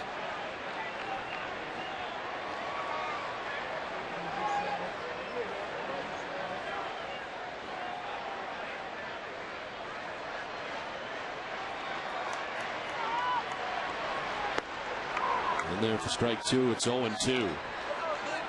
As you saw, Ellsbury with very good success against Richmond, 4 for 4 in his career, but quickly down here 0-2.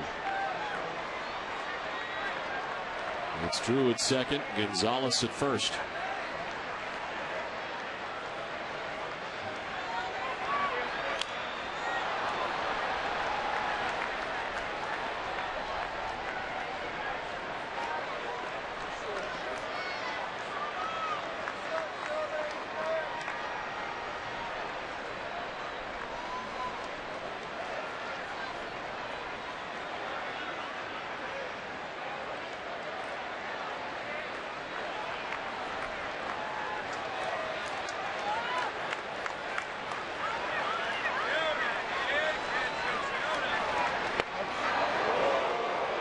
Side for ball 1-1-2. Around the outside corner of that breaking ball from Richmond. Tries to go backdoor with it and just missed the outside corner.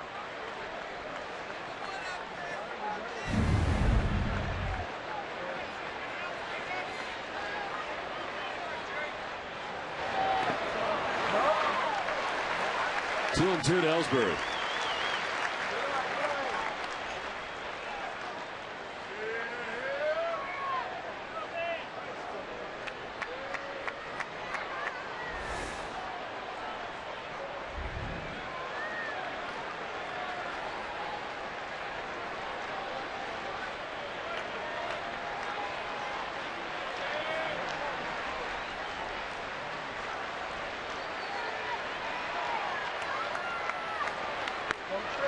Ball three, full count.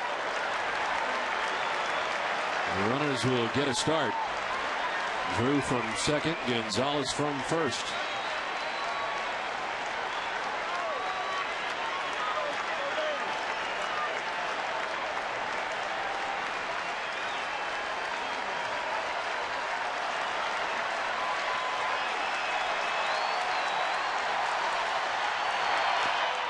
Stays alive, fouls it off. And because of the success that Ellsbury's had against Richmond, you mentioned on 4 for 4, he sees the breaking ball on the 3-2 count.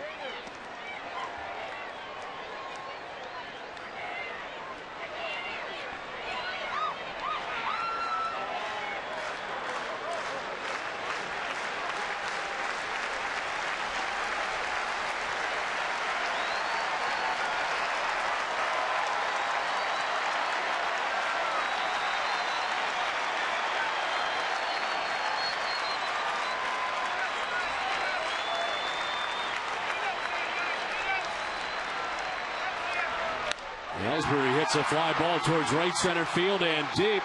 Back towards the triangle and into it. Scoring from second is Drew Gonzalez behind him. It's a 2-run double for Jacoby Ellsbury and a 4-3 Red Sox lead.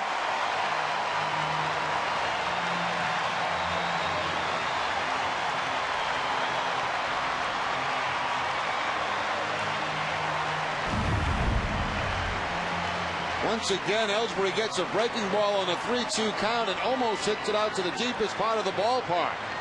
Out where that 420 is in the triangle, it bounces, and it looked like a fan reached over and interfered with it. Just went in the stands. Ends up in that ground rule double area, unfortunately for the Red Sox. Yeah. They're going to send Gonzalez back to third base. If it ends up going over the top there, well, it robs the Red Sox of what would have been a lead. So it is second and third now, and the game tied 3-3.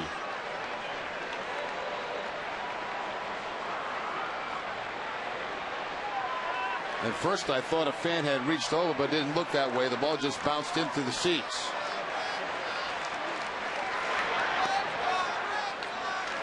In there for strike one, Brian Talent, who's been in and out of the rotation this year as well. Up in the pen for the Blue Jays. He's kind of been their long man from time to time.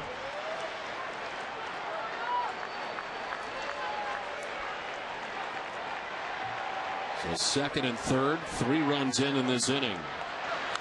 Fouled off to the right, and it's 0-2.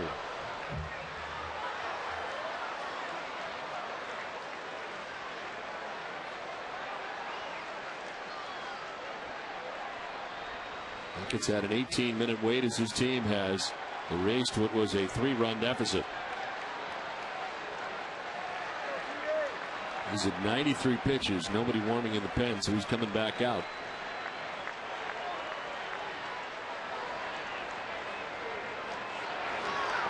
Bounced outside, nicely gathered by Barajas, who's able to knock it down. That's a nice job by Rob Barajas. He had to go a long way to his right to block that ball and keep that runner at third base.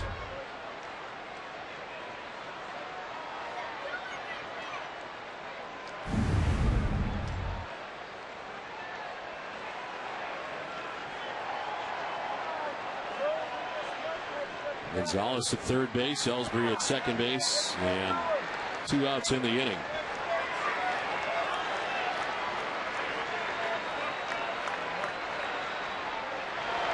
Pedroia strikes out. The Red Sox tie the game with 3 in the bottom of the 4th. Now tied at 3.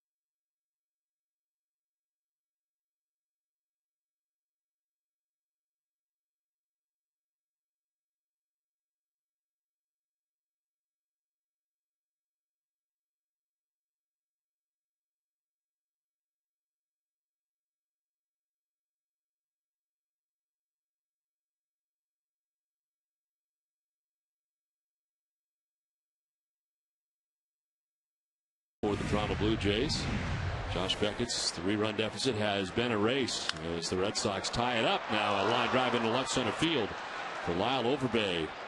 He is thinking too as he heads to second base and gets there, sliding in with a leadoff double to begin the 5th. A nice job by Jason Bay to get that ball back in as quick as possible and try to get Overbay at second base. Overbay jumping on that first fastball away. Nice hitting. Shoots it to the opposite field. Bay feels it, spins and throws to second base, but not quite in time. So Beckett needs a shutdown inning here. The Red Sox get back in the game to tie it. Needs to shut him down. Really 3-3 game. Overbay at second base. Vernon Wells about to step in. He has walked and struck out. Well, we had a bunch of guests here for a Jimmy Fund Radio Telethon, and got a great one up here right now. Dane Cook has stepped into the booth. How you doing? I always have to follow Leary and Clark. The comedy stylings of Leary and Clark, those guys. Well, they've been this close to getting us fired a couple of times, so if they could stay away from that, I'd really appreciate it. It'd be great. When I first started doing stand-up, I was opening up for Lenny, and I remember one of the first things he said. I opened up. I had a rough set down on the Vineyard, and he walked up and he goes, "What do you call that?" Good question. So you get to throw out the first pitch tonight. I did, and if you saw it, even Shaughnessy said it was magic. I'm sure it's going to be on the back page of the Herald tomorrow. I mean, it was something, a sight to behold, gentlemen. Did you have to practice for it at all? Did you get ready for today or no? Okay, here's the thing. I practiced the first 2 times I threw it, and no matter how much I practiced, I dirtballed it both times. It looked like I bowled. Today, no practice, right over the plate, right into the middle. Nice. It's better off missing low than missing high, that's for sure. I just didn't want to hear those boos today. Oh, here you go. We got it for you in case you. Look at this. Watch this. Nice. That was awesome. nice arc on there, right? I think I figured out your problem. You kind of like you come back. You got to follow through. I thought the catcher was in the blimp that I was. Well, Dane Cook joining us here in the booth. As it's amazing how we have seen the Stars come out for this so many years, and of course the great relationship with Jimmy Fund and the Red Sox. And tell us a little bit about why fans should tonight donate to the Jimmy Fund. If you spend even a few moments with these families, as I have for so many years of my career, hang out with these kids for a minute, and I dare you not to say it's mandatory and something I want to participate in for the rest of my life and career. So came back just to be a part of it this year, and sporting the shirt, glad to be a part of the 3 million plus that's up on the board right now. Well, we hope that everybody out there will contribute tonight. 877-738-1234. Incredible cause that right now is up to $3.5 million. And of course, the goal tonight is for $5 million. A little under 3 hours left in the telethon tonight, and hope that the fans out there will head to the telephone. What are you doing right now? What do you got cooking? Starting up the tour again. First half of the year, did the tour, and now we're heading to Atlantic City next week. Taking it all the way through around the country the rest of the year. And we'll end it up at Boston Garden at New Year's Eve. That's where we're going to wrap it up? Yes. No better way to end it in my home turf on ringing in the new year. I mean, your tour is much like being a rock star. It's the same idea, pretty much. You're going to the same venues. You're all over. It's been an incredible experience. I just had the pleasure of having lunch with Mr. Steve Martin, who is a hero of mine, coming up, and sat with him and said, you're the only other guy who, really knows what it's like. And he looked at me and goes, "You're tired, huh?" And I said, "It takes a lot out of you, sure." But it beats digging ditches, as my pops would say. I'm having a great time with the fans out there. Now we see a lot of comedians come back, a lot of stars come back and say they're Red Sox fans now, but you've been a Red Sox fan from the beginning, yes? I truly have pictures of me in diapers wearing rings. I think I'm the only 4-month-old wearing Red Sox rings. So this started very early then, so that's absolutely good. Now the infield in here all the way around with a runner at third and one out. Yeah, I was there in 2004 when we made history and broke the curse wearing this very hat. And I was there in 2007, so it's been a great run, been a great ride. St. Louis was kind of a strange setting at the end. It's almost like the Cardinals fans, as good of fans as they are, kind of happy for Red Sox fans. They finally got it over with. Sure, certainly.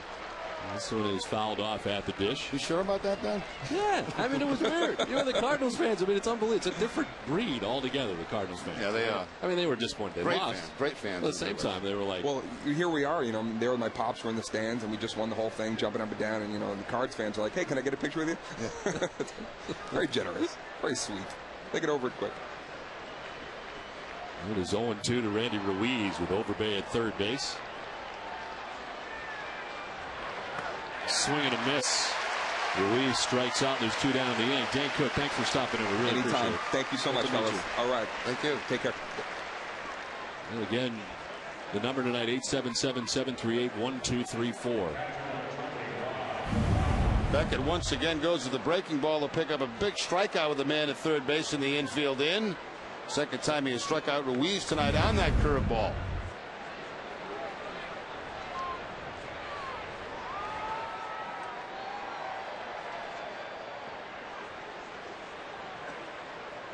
So 2 down for Rod Barajas.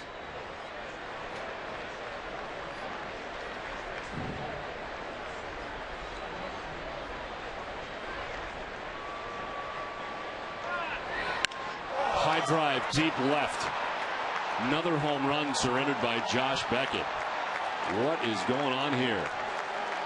Barajas hits a 2-run shot. It's the second home run off Beckett tonight, and just like that, the Blue Jays lead it 5-3. Now Barajas just wears out Josh Beckett. 385 coming into the game tonight with a couple of home runs. Add another one to that total to make it 3 against Beckett in his career. So the Red Sox come back to tie the ball game up, with the Blue Jays right back with 2 of their own. Fastball middle in. Looks like he misses the spot again. Looks like they wanted to go away from Barajas. Instead it stayed inside, and the home run.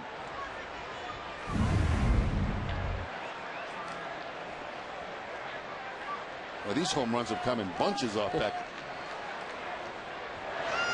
And they have not been cheapies either. Travis Snyder has struck out twice tonight.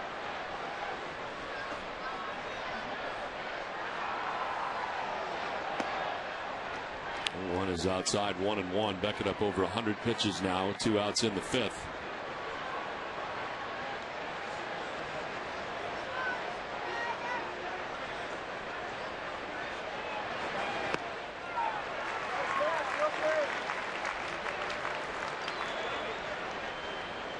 The velocity appears to be there, don't you say? I mean, there's not much difference there. No, he's been around 93, 94 tonight with the velocity. It's been pretty similar to his last couple of outings.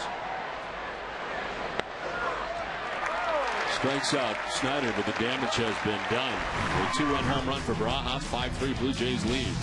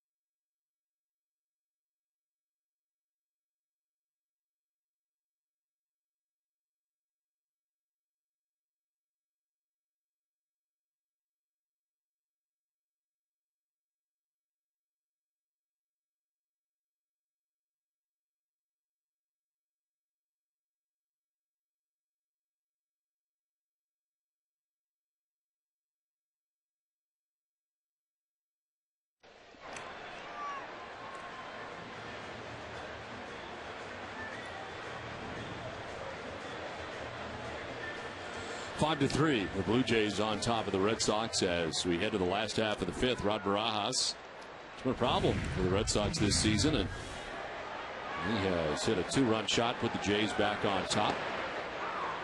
Victor Martinez, Kevin Youkilis, David Ortiz to bat here in the 5th.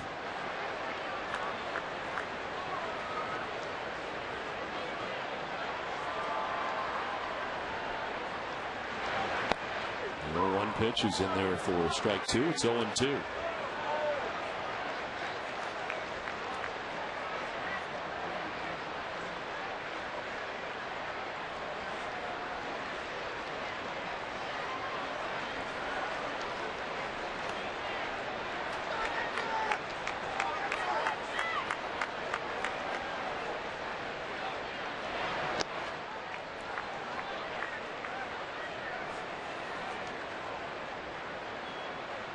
Richmond has another lead to work with. He had a 3-0 advantage after 2 innings. He gave up 3 runs in the 4th inning. Red Sox tied it up, nearly relinquished the lead entirely. It had not been ruled a ground rule double, jumped up into the seats.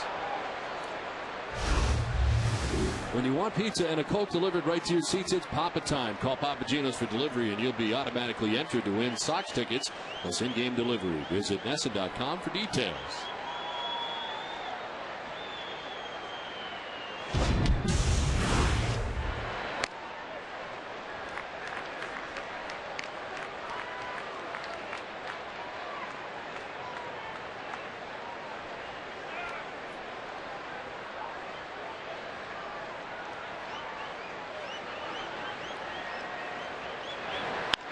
To center field and a base hit to start the 5th inning for the Red Sox.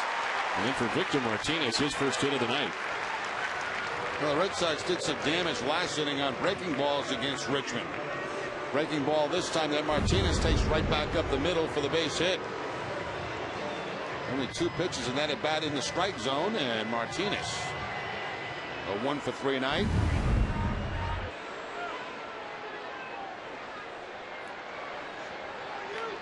And Martinez on to begin this inning. Kevin Youkilis 1-for-2, a single in the 4th. As he takes strike 1.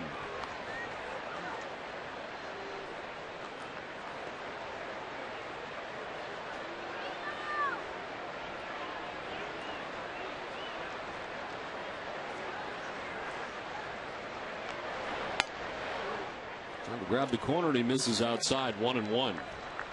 And Brian Talent up in the pen last inning as Richmond ran into some trouble in the 4th. Right now the pen is quiet for the Jays.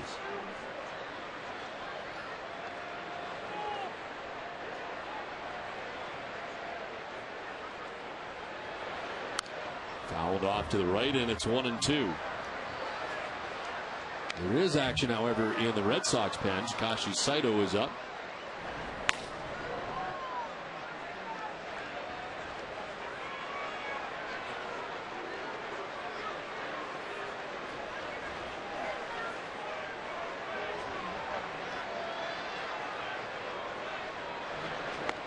Swing and a miss. Youkilis strikes out. It's the 5th K for Scott Richmond, and there's 1 out in the inning. Once again, back to the breaking ball for Richmond to pick up the strikeout against Youkilis. Excellent spot for that pitch.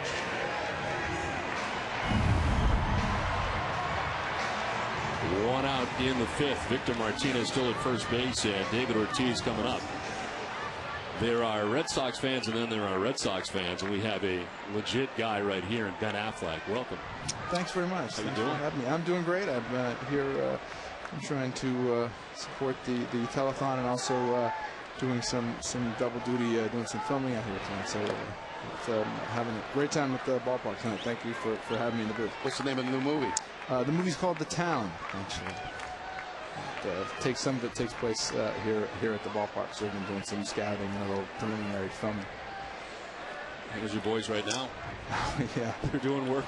Yeah, they're working without me. Obviously, you can see how in charge I am. They don't really need you at all, as it turns out. No, you're giving that away. So thank you. No, it's now the world knows that.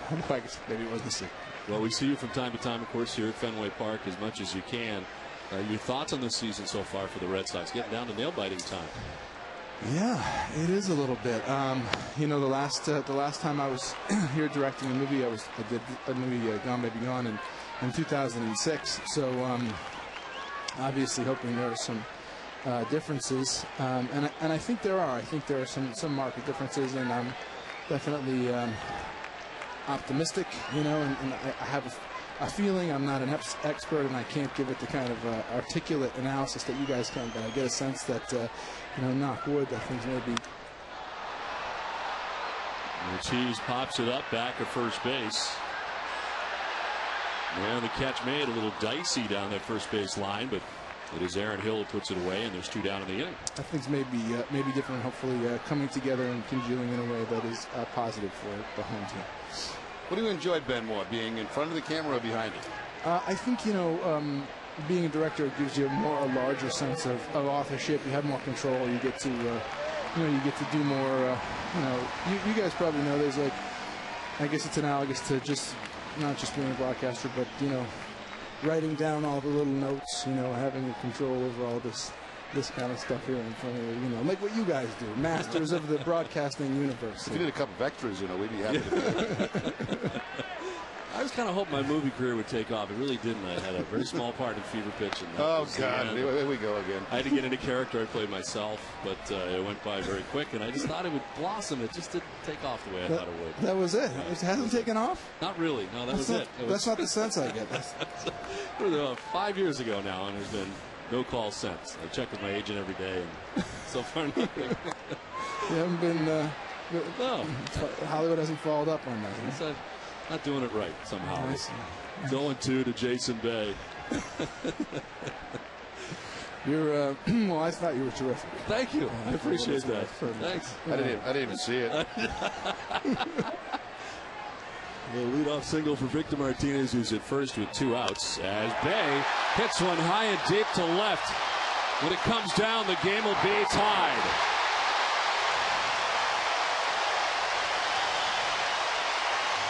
'29th home run of the year. 5-5 game from Fenway.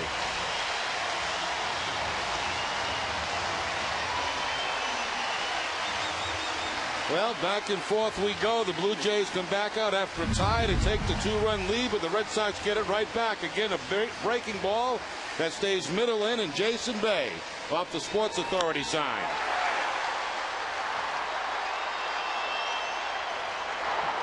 It's been a strange game. Neither starter has been able to keep a lead in this game.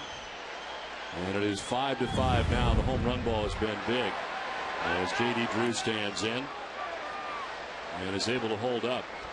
When is the new movie due out?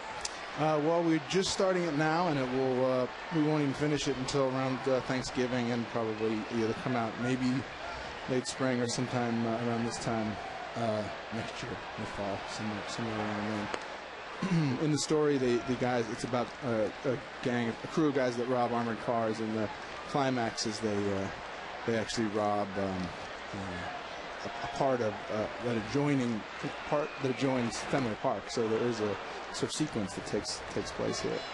Well, we're all here at Fenway Park as part of the telethon tonight. I know you have known a great deal about the Jimmy Fund over the years, and what a special thing this really is. Yeah, in fact, I have some folks that have been really close to me, and I've seen what Dana-Farber Cancer Institute has the work they've done, how important it is, how extraordinary it is, and I know that let me be the 8,000th person in the last couple of days to say how important this telethon is, and it's really worth supporting. I know they're a little bit behind so far the goals that have been set, and I think they're hoping that as you get towards the final push of this game, that folks will call in. I think 80% of the goals in terms of fundraising are met by people who call in and pledge, $5, $10, $20. So it's, maybe just another kind of annoying person to say, hey, call in, give money. But it really is worthwhile. I know folks. I know many of the folks at home know people whose lives have been changed, saved. It's really important to do great work. It means a lot. How about it? Well said.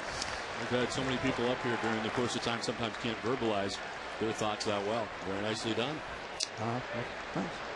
Well, you've been part of this every year, and yourself and Matt Damon, every year that we have been up here and been a big part of it. I know you've called in WEI many times as well. So, yeah, big fan of EEI. They're a great, one of the great, sports radio channels. It's a real, I think, source of pride to Boston. We got great television, great sports radio. We're not the biggest market in the country, but we got great sports. Ben Affleck, we thank you so much for coming out. Thank you. It's an honor and a pleasure. Thank you both. I appreciate you having me. Thanks, Ben. Thanks very much. 5-5 game now.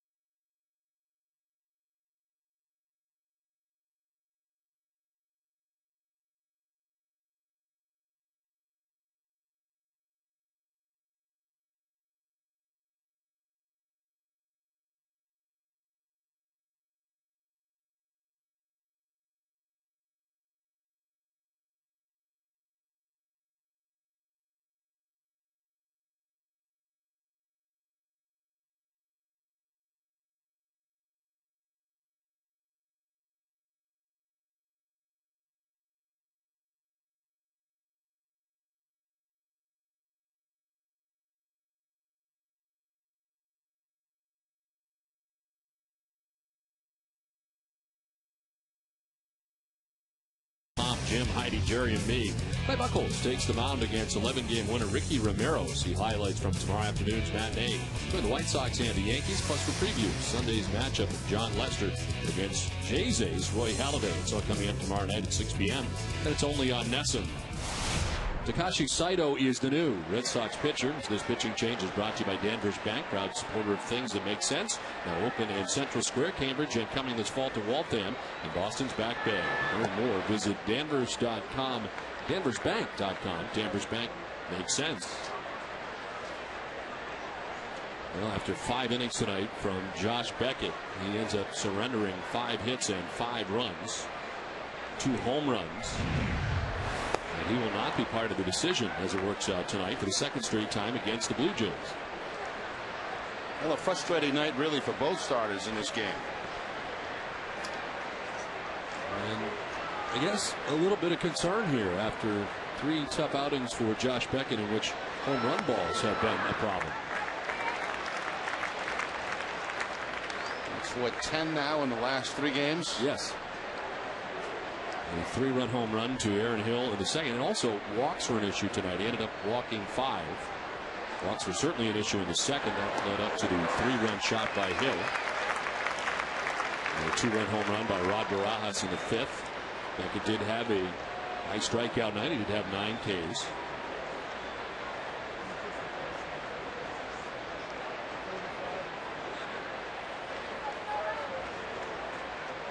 His first 22 starts, he gave up 10 home runs. He's given up 12 home runs in his last 4 starts. Here are the numbers tonight for Beckett. He got deep into that pitch count early. 55 pitches through 2 innings. 108 pitches altogether through 5.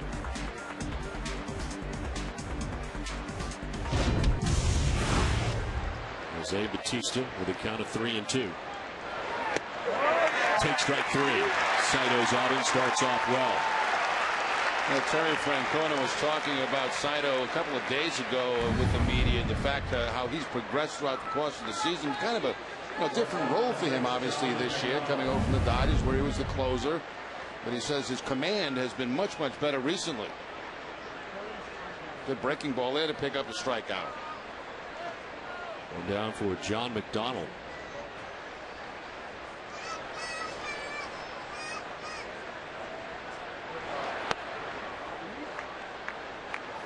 McDonald pinch ran for Marco Scudero, who left the game after being hit in the helmet with a Josh Beckett pitch in the 4th inning. McDonald getting his first at bat. Took over defensively at shortstop.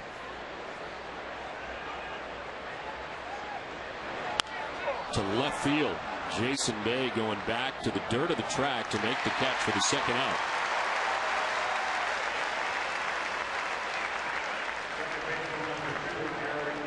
So 2 down, and Aaron Hill coming up. It's weird. Last night we were unaware of it during the game, but Takashi Saito had a stiff neck. Woke up with it yesterday morning and was unavailable to Terry Francona last night, but okay, and obviously ready to go tonight.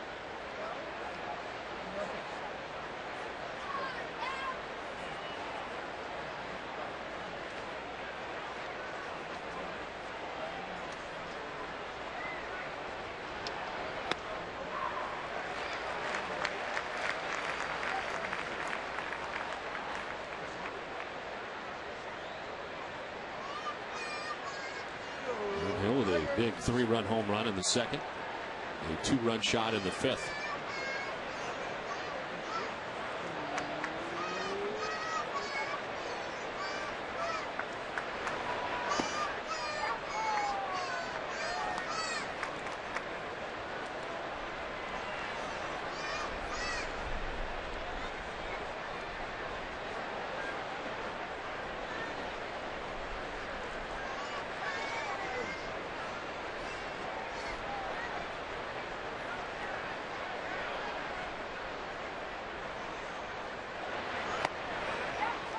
Check trying to pull it back to the corner, but it's outside. 2-1.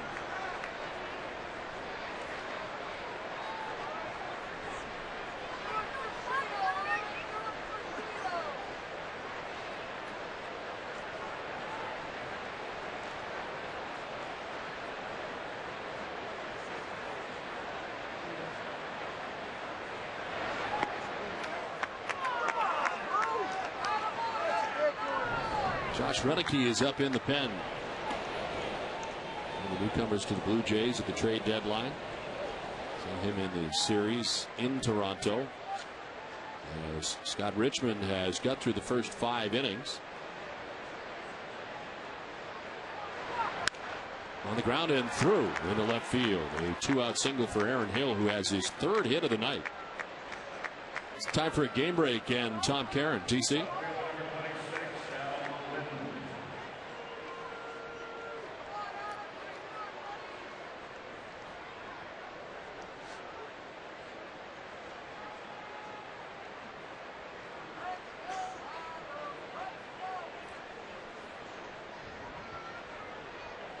Okay, Tom, thanks very much. Looking at that highlight reminds you that we will not be seeing the Metrodome again.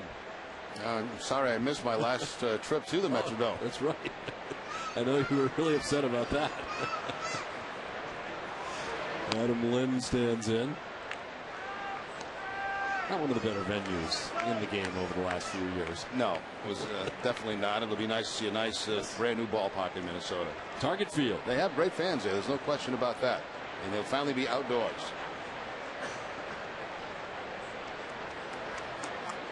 Blue Jays have a 2-out base runner at first in Aaron Hill.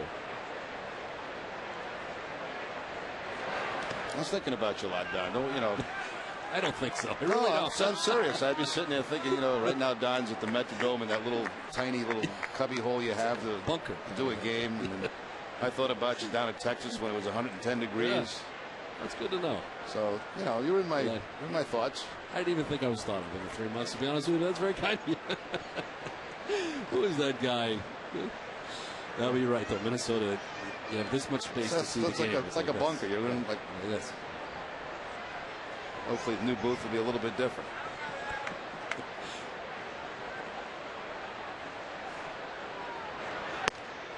In there for strike 1, 2-1.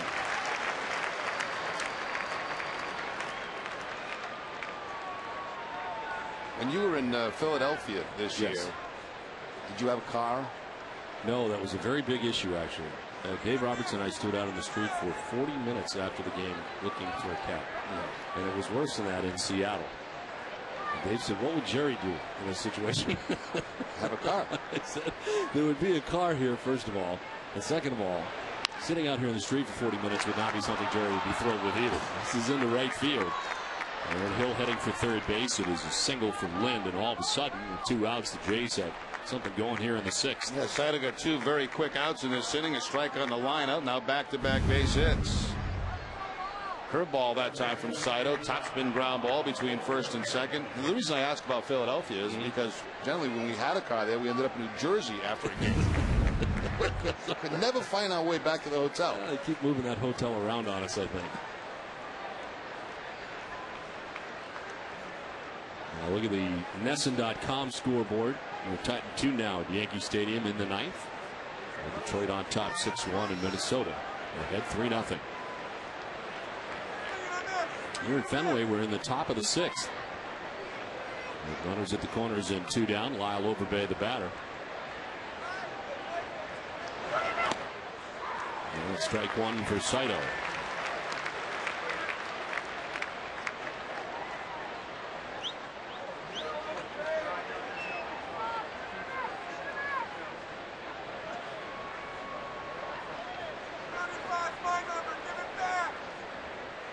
Barred up for the Red Sox in the pen. 5 innings from Beckett. So far, 2/3 from Takashi Saito.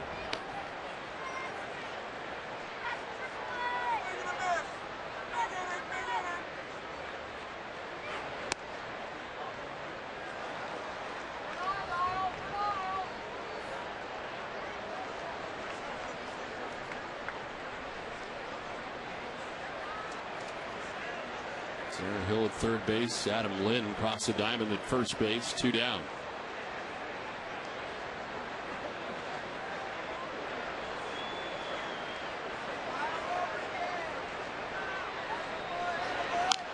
Fouled off to the left, and it's 1-2.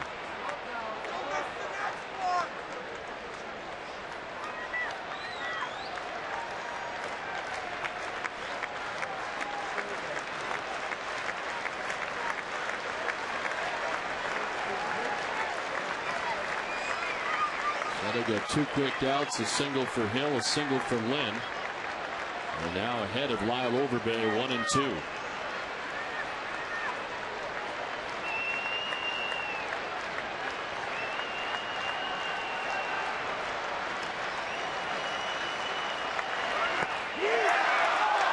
Just off the outside corner, 2-2. Well, many times tonight that pitch has been called a strike, but Seidig does not get it. It's outside, but we've seen that pitch called a strike a few times tonight.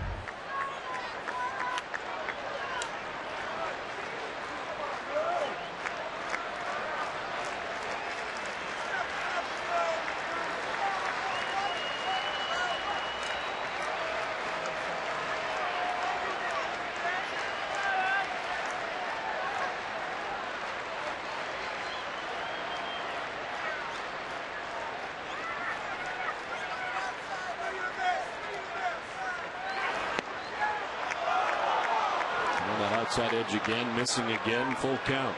Looks like he wanted to give Gary Cedarstrom another shot at one. Same result, though. Once again, trying to pick up that outside corner and missing away.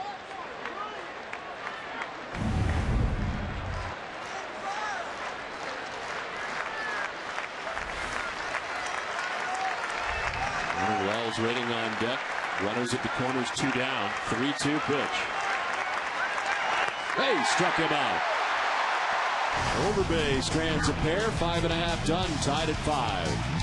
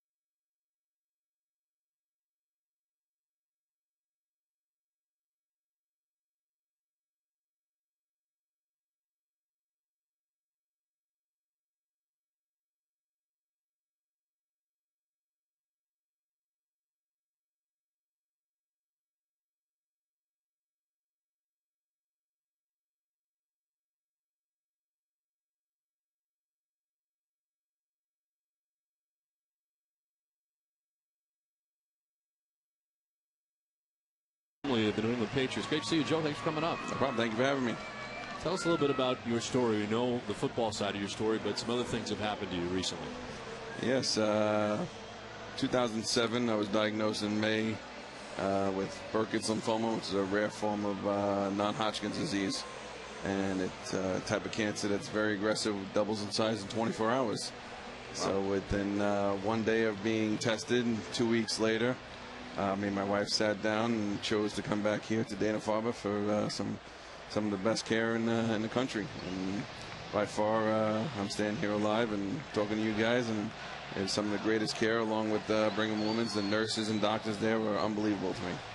We understand that the kind of chemo you had is extremely aggressive, and you know it's a lot in a very short period of time. It's about a 3-month protocol, which, because it was such an aggressive type of cancer, required me to be in the hospital 50+ days. I was in the hospital. So I had a port put in. I was sometimes 5 to 10 days of chemo. and knocked me down. You know, here I was 10-year veteran in the NFL and trying to play for my 11th year, and all of a sudden got a stomach ache one day. And 2 weeks later, I'm getting chemo. A month later, I couldn't get out of bed. It's unbelievable. It just goes to show you how it can strike anybody at any time.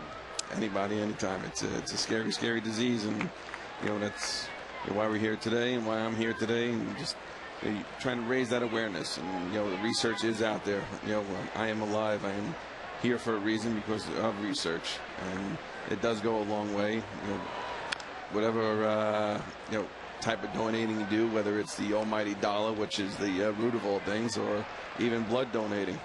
I mean, it's free. People don't realize, it's only about a half hour, 45 minutes of time, or even being a bone marrow donor. It's just, a swab of the cheek, and, we're trying to promote that as much as I can. And you were telling us between innings that you just had your 2-year checkup, and now you just go back to social visits. Yes, that's a great feeling. Doctor said, if you need to come back for a social visit, and doing good and still dealing with some side effects, but by hanging in there.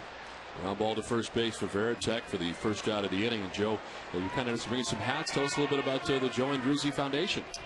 The foundation was started by my wife, Jen, while I was in the hospital, sick as a dog, and don't remember actually when she started it, but I was pretty much out of it for the summer of '07. But she was my rock. She was, my caretaker, my #1 nurse, and would stay there, holding my head up when I was throwing up, and would go home and be there for the kids when they woke up. But she started the foundation. We were very big in the community, in Boston Children's here. We raised over $500,000 for brain cancer research, but we want to do more. So the Joe Andruzzi Foundation was started, and here we are. We still fund, research groups, but help out other families. And we know how my family was affected, and just helping out a little bit, because every little bit counts, no matter what it is. Cancer is not getting any cheaper, and it's getting more and more expensive, and there's more and more people being diagnosed. They say I think the ratios, 1 out of 2 of us is going to know somebody with cancer, or know somebody personally who has cancer. It's scary, and it's being dissected, it's being nullified, and there's more and more cancers being found. Well, Joe, we talk so often about the kids, and we talk to a lot of the kids too, but so many of the adults who go to the Dana-Farber too have a very good experience as far as the doctors and the patient care there. It's unbelievable. From day one when I showed up there, my doctor was Dr. David Fisher. Walk in there, and they open their arms up, and I'm coming in from out of town at the time. I was in Cleveland at the time, and moved back here. Came in, and the type of cancer I had, they saw all my paperwork, saw my x-rays, and said, we're starting tomorrow. I'm not telling you what stage we're in, but we're starting tomorrow. And it was started right from June 1st for a 3-month protocol that was pretty intense. Well, you've been through a great deal. You appear to be in very good shape right now. Any chance you I come put back? my weight back on. Are you done? Is this it? Are you retired, or have you?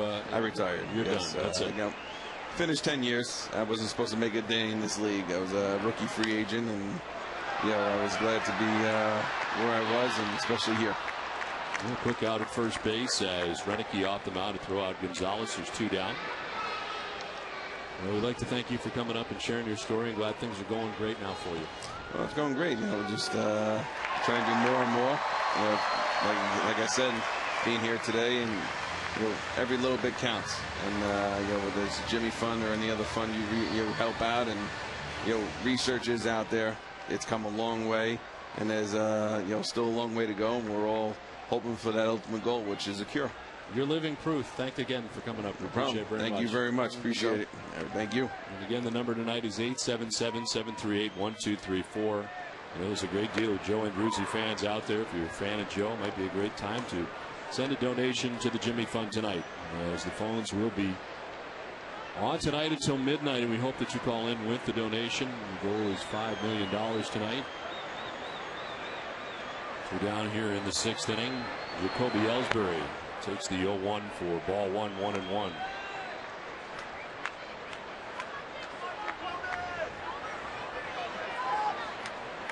Ellsbury has walked and singled. He's also doubled. He's been on base 3 times.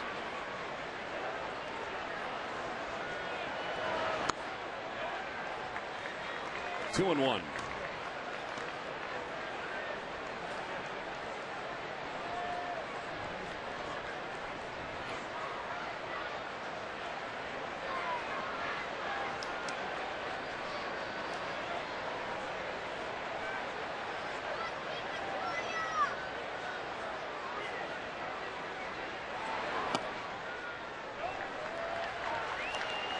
As we head 3-1, Renicky into the game after 5 innings from Scott Richmond.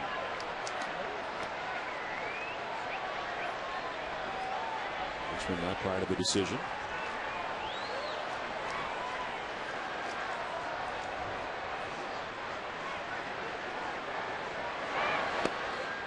Inside corner for strike 2, full count. Richmond ends up giving up 9 hits and 5 runs. Give up the home run to Jason Bay. 2-run shot, which tied this game 5-5. Walked the batter and struck out 6 as this one was fouled off.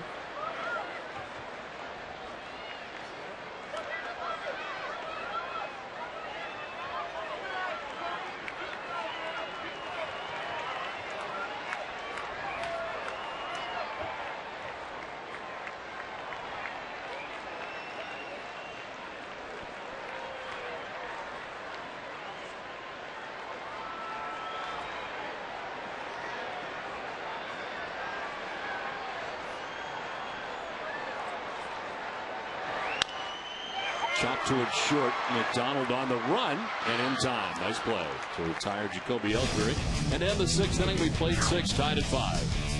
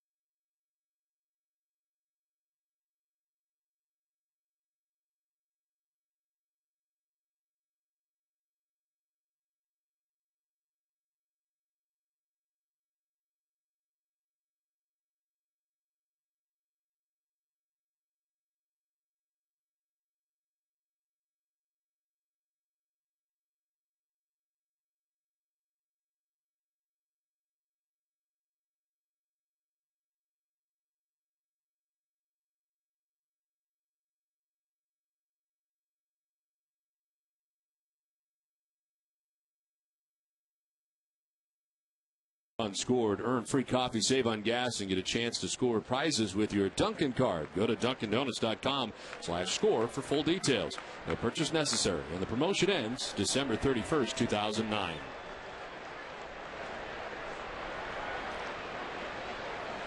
Five game here at Fenway Park as we start the 7th inning. This call to the bullpen is brought to you by the 2010 Fusion Hybrid at your New England Ford dealer. And the new pitcher is Daniel Bard. The 3rd pitcher of the night for the Red Sox, 37th appearance, 52 strikeouts in 39 2/3. Picked up a win in his last outing against the Chicago White Sox. That was on the 26th. Run his record to 1-1. Takes over for Takashi Saito. Pitched the 6th inning. Gave up 2 hits, had 2 strikeouts, but allowed no runs. Wells down on the count 1-2. That last fastball at 98 miles per hour.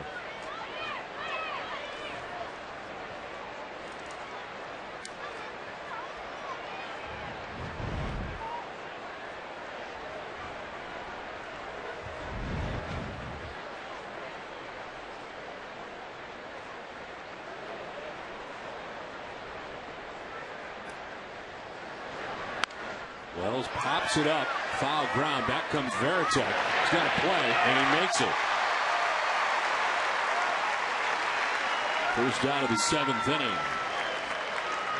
That's the key there to Daniel Bard with the fastball that can run from 98 to 100 miles an hour. If you can throw that curveball over for strikes, you got a pretty darn good chance. And that time he gets Vernon Wells to pop up on the breaking ball.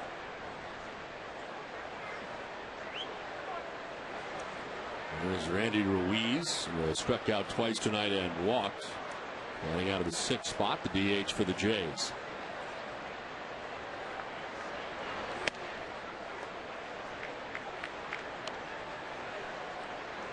Ruiz was called up from AAA Las Vegas back on the 11th of August. Has been up ever since for the Blue Jays.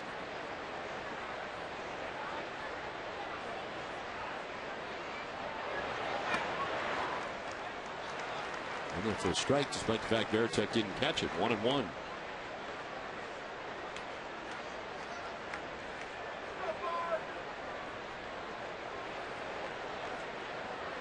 He's now Barajas next as the Blue Jays bat in the 7th. Throws that one by him, and it's 1-2. 99 right at the hands.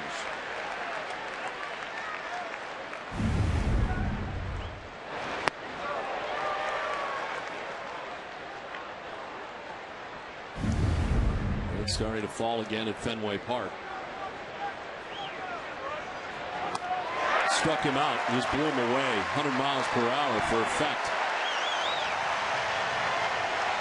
Well, after the fastball in at 99, he goes back away from Ruiz to pick up the strikeout at, Don mentioned, 100 miles an hour.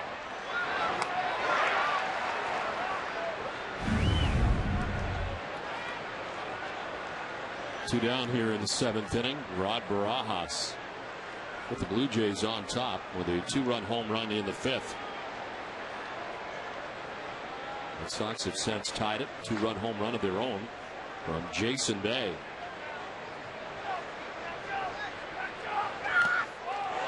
Foul tip to the men of Varitek for strike 1. And falling at Fenway as it has periodically throughout the night.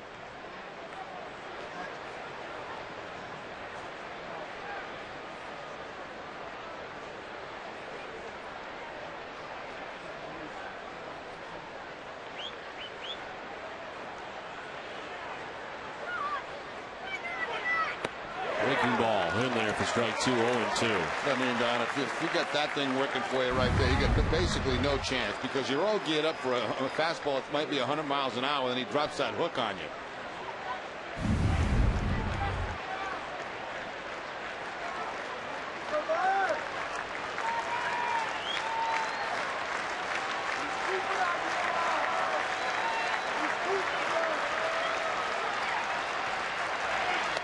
Inside, sending Barajas to his knees.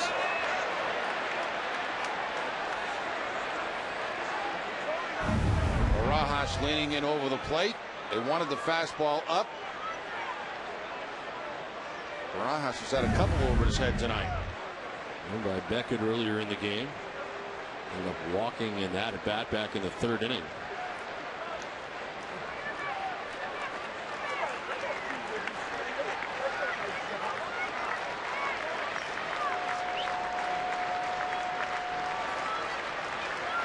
The 1-2 pitch. Sent foul down the right field line, out of play. There was one forecast before the game that had heavier rains arriving around 10 p.m. Oh, that's good. So it's 9:52, and it's starting to rain pretty good here right now at Fenway.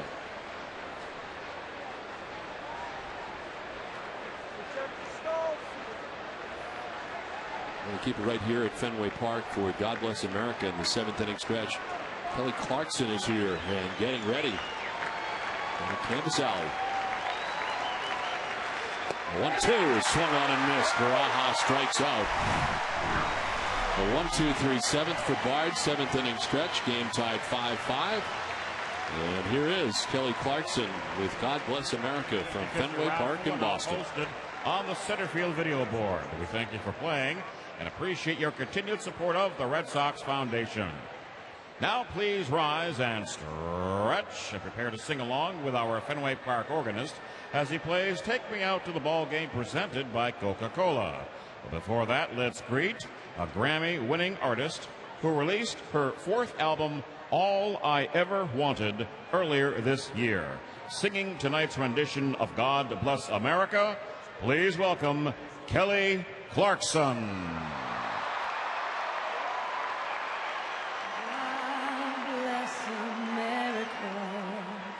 Then that I love, stand beside her and guide her through the night with the light from above. From the mountains to the prairies to the oceans wide with foam. God bless America, my home sweet home.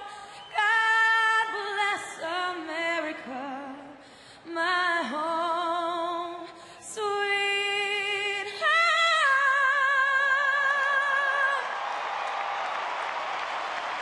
Kelly Clarkson with God Bless America. We're tied at 5. It's time now for Sports Desk Update and Cole Wright.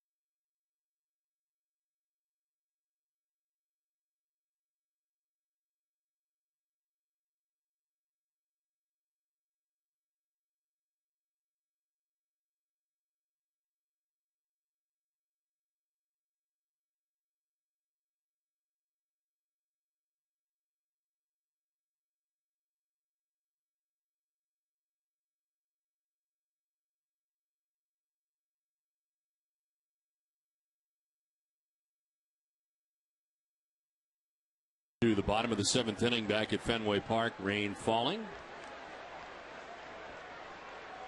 Josh Renicky back on the hill. He had a 1-2-3 6th inning. And back out there for the 7th, it's Pedroia, Martinez, and Youkilis to bat in the inning. There is strike one.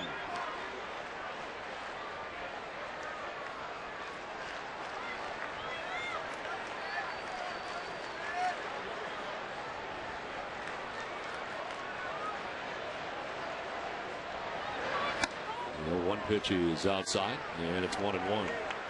There's action for the Jays in their pen. Brian Talent, he was up early in the game. And was back up here in the 7th inning. Scott Richmond had run into some trouble back in the 3rd inning. 1-1 is popped up foul out of play, 1-2.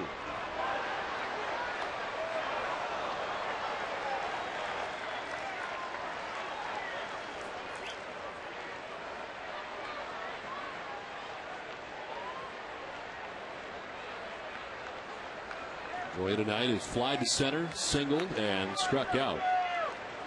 Everybody in the Red Sox order has a base hit with the exception of Jason Varitek.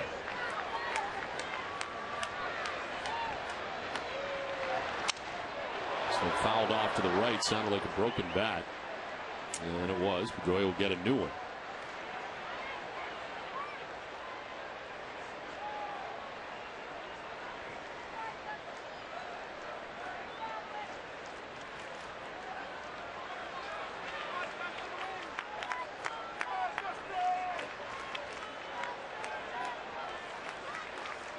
Yankees and White Sox still tied 2-2 as the Yankees are batting in the ninth. Tigers on top 6-1 in the ninth in Detroit, and the Twins holding on to an advantage there.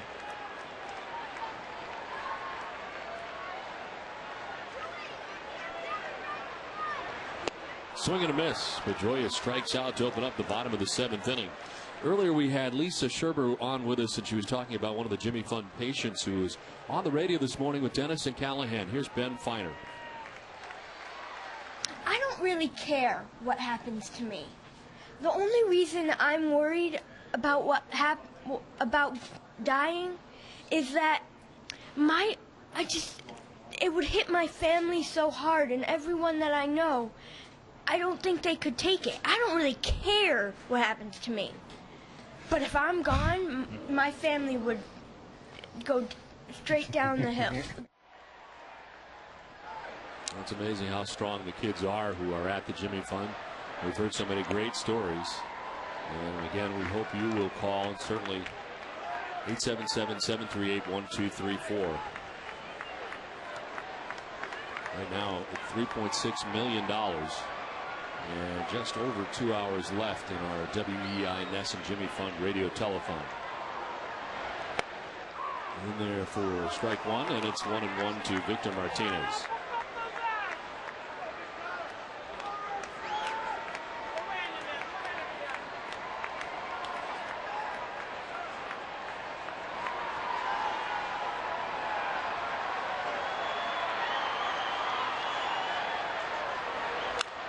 Opposite foul towards the end of the Red Sox dugout.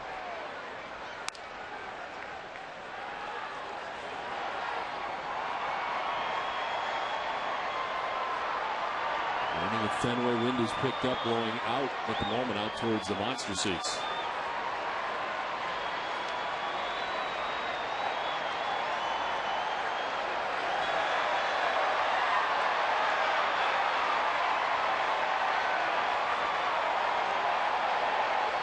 This afternoon during batting practice, that breeze was actually blowing in off the ocean. But now, as you mentioned, Don, has kind of switched, blowing out toward that left field wall. Not a gusty wind. Renicky ready with a 1-2. He's missing inside to Martinez. 2-2. Blue Jays got 3 in the second. Red Sox tied at 3-3 with 3 in the fourth. Blue Jays went ahead 5-3 in the fifth. Red Sox answered in the bottom of the fifth with 2, and we are deadlocked at 5-5 with 1 out in the bottom of the seventh inning.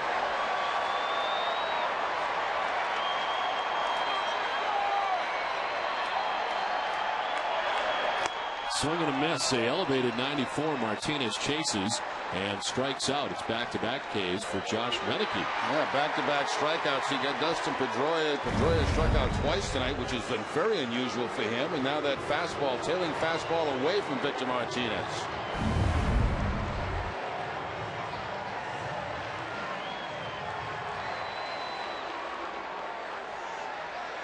So 2 outs here in the seventh. Kevin Youkilis, the batter. He singled and scored in the fourth inning.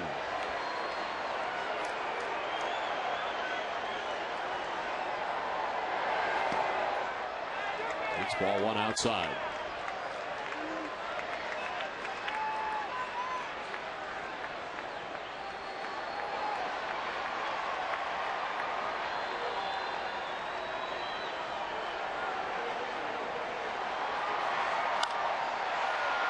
In the air to right field. Travis Snyder coming in, breaking towards the line.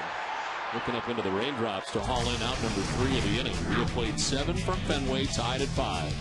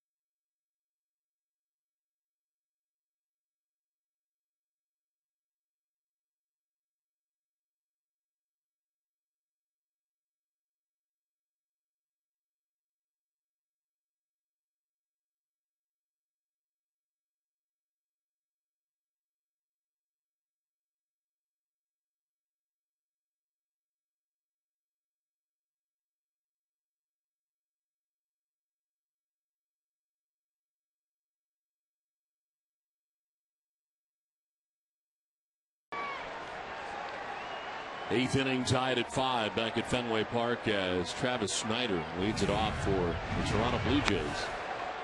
And takes ball 1. There is action behind Bard as he starts this inning. Hideki Okajima's up in the pen.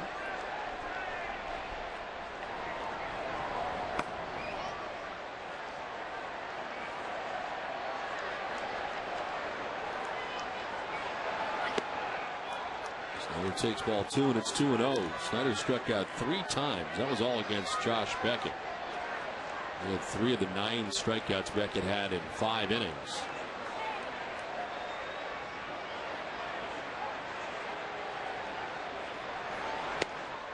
There's that one by him at 99 and it's 2-1. Challenge time. 2 balls, no strike. Bard comes with a 99-mile-an-hour fastball. No contact again by Snyder.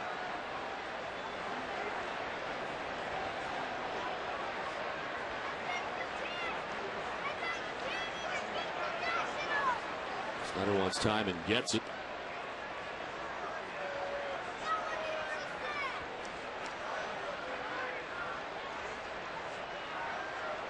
It has been a 13 strikeout night for Red Sox pitching. Beckett had 9 Ks in 5 innings. Takashi Saito had 2 strikeouts in the 6th. Bard had 2 strikeouts in the 7th. It's outside for ball 3, 3-1.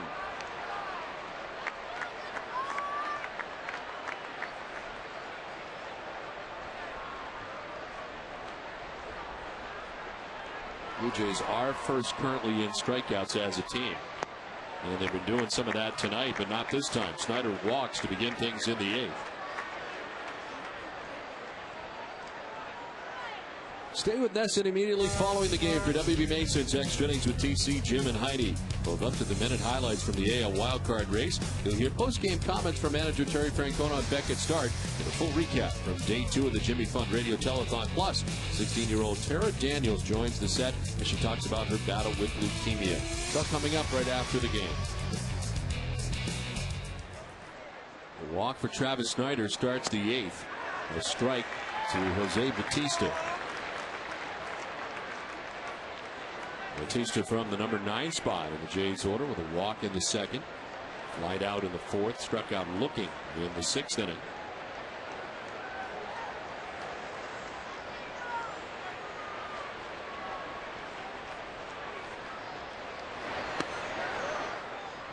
Breaking ball high and it's 1-1.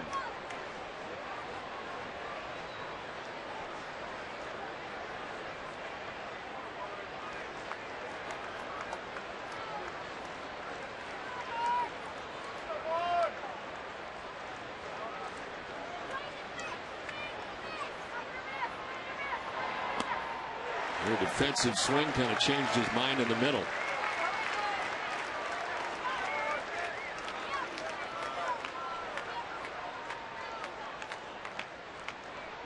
Getting closer to $4 million at 3.9 right now.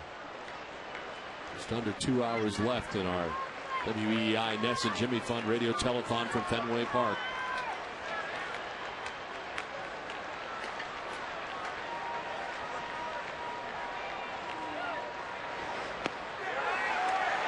Strike 3 call. Bautista knew it. Takes with him the 3rd strikeout for Daniel Bard. 1 down. Well, once again, that breaking ball to pick up the strikeout. 3 so far for Daniel Bard since being in the ball game. A lot of strikeouts at the bottom of that order tonight for the Blue Jays.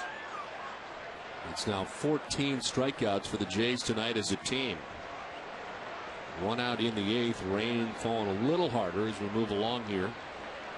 14 strikeouts, very impressive. As you mentioned, Don, the toughest team in the league to strike out. This one is back at first, falls foul.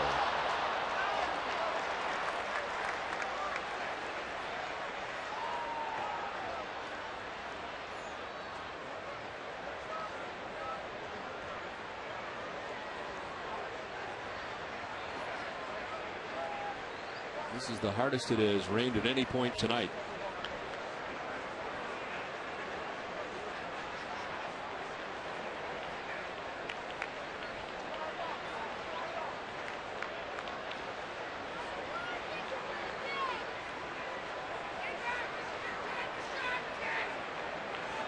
Snyder at first base, one down. An 0-1 pitch to John McDonald. McDonald not getting a chance to play very much. He is 1 for 12 in the month of August.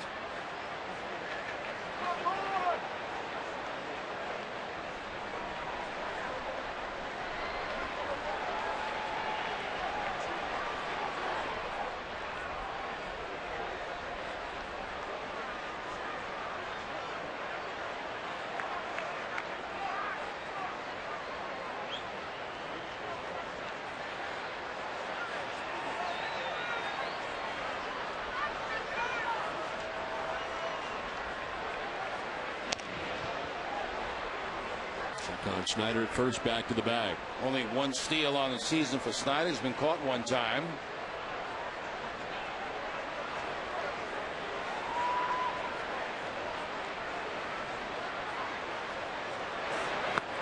Donald takes ball 2, 2-1.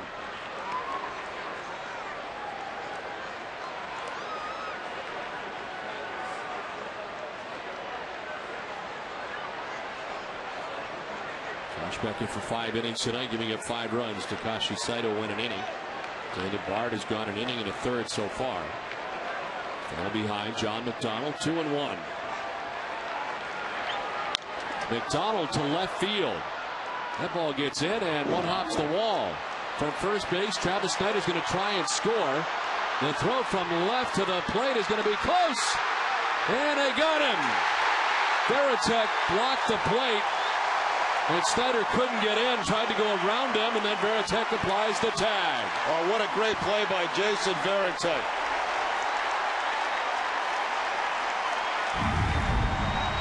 Watch Veritek's left leg. His left leg is going to go out, block the runner completely off home plate, and then apply the tag. Wow, that is a great play by Veritek. Foot never got to home plate.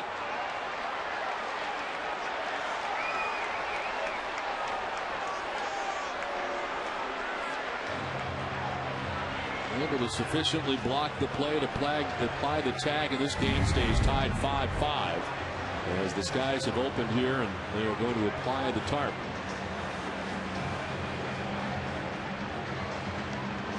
It comes with 2 outs here in the top half of the 8th inning. They get John McDonald at third base and 2 away. But a huge out at the plate. We'll step aside and come back to Fenway in the midst now of a rain delay.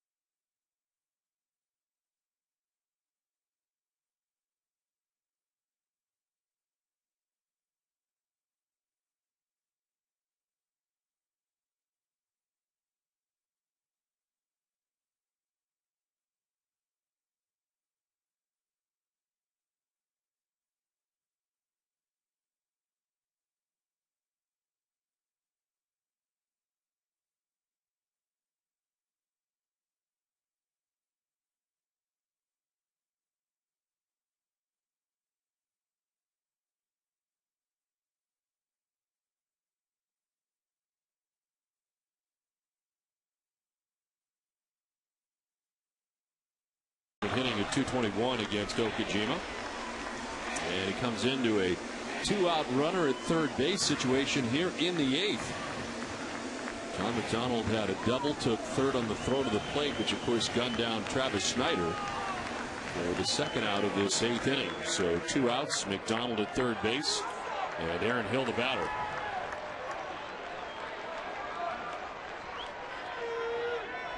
It was left of what was a capacity crowd making their way back into Fenway Park as the rain has subsided here. And ready to go in this 5-5 game from Fenway Park. Aaron Hill and a check swing on a ball in the dirt. Nice block by Jason Varitek. Of course, a great block of home plate to save the Red Sox a run. Now saves another run on the block of that curveball from Okajima.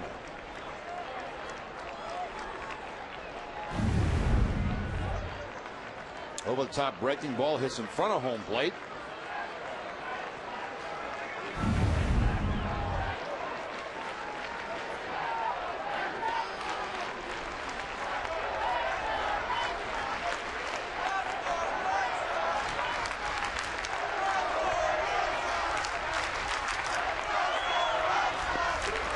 Takes the strike, and it's 1-1. Double-barreled action for the Blue Jays in the pen. Brian Talent, who's up now for the 3rd time tonight, and Sean Camp is up for the 1st time, so he's stretching it out. Daniel Bard went an inning in 2/3, giving up a hit, no runs. He walked the batter and struck out 3. Red Sox pitching in this game with 14 strikeouts as a group.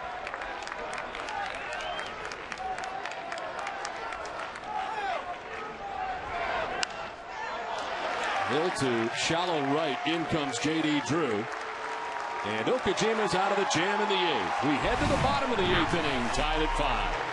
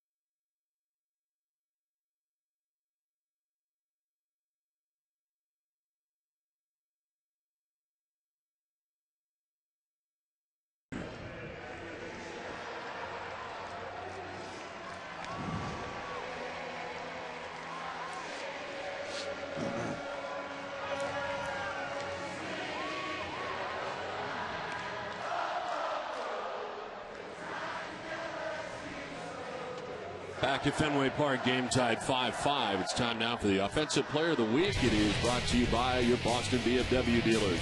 This week's honor goes to David Ortiz, who in the last 6 games has hit .320 with 3 home runs, 8 RBIs, and 20 total bases. Congratulations to David Ortiz, the Boston BMW dealers Offensive Player of the Week.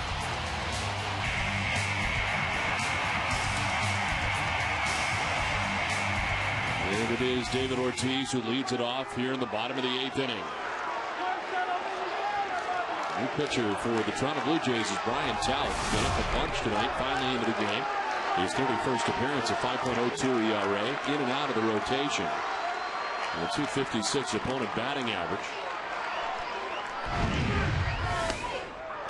And it's in there for strike one, a high strike at that to Ortiz. A couple of lefties due up this inning for the Red Sox, Ortiz and Drew, and the call goes to Talent out of the bullpen.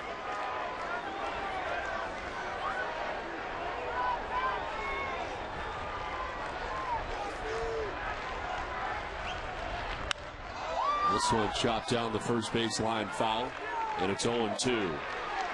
Looking at closer here, inside an hour and up over $4 million. Our goal is $5 million. And if everyone gave $1 right now, for those of you who are watching in our broadcast audience right now, we could reach our goal. Again, the number is 877-738-1234. The 0-2 is up and away, and it's 1-2 to Ortiz.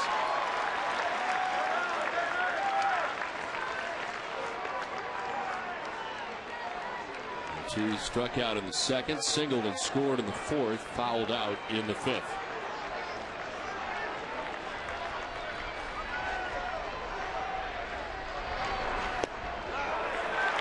Two and two.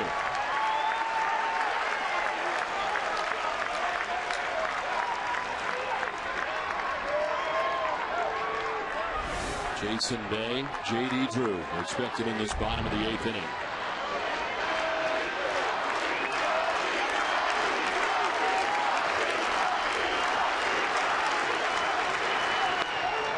Close with ball three, full count. Oh, tough pitch to lay off right there for David Ortiz. Cut fastball to the outside part of the plate. Did not miss by very much.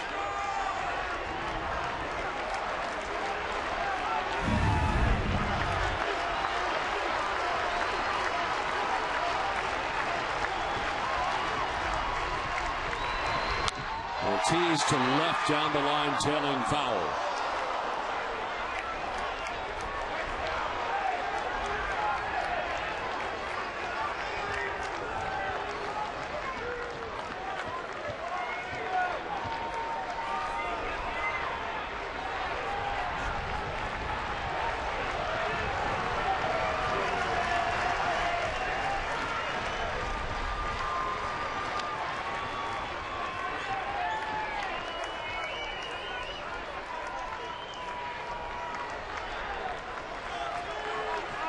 Talent ready with a 3-2 pitch to David Ortiz.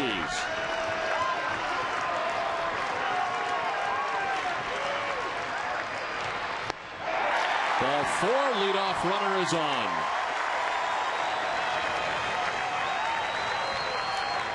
Cito Gaston coming out, with Jason Bay coming up, and nobody out in the inning. They'll make the change. We're tied at 5. Nobody out in the bottom of the eighth.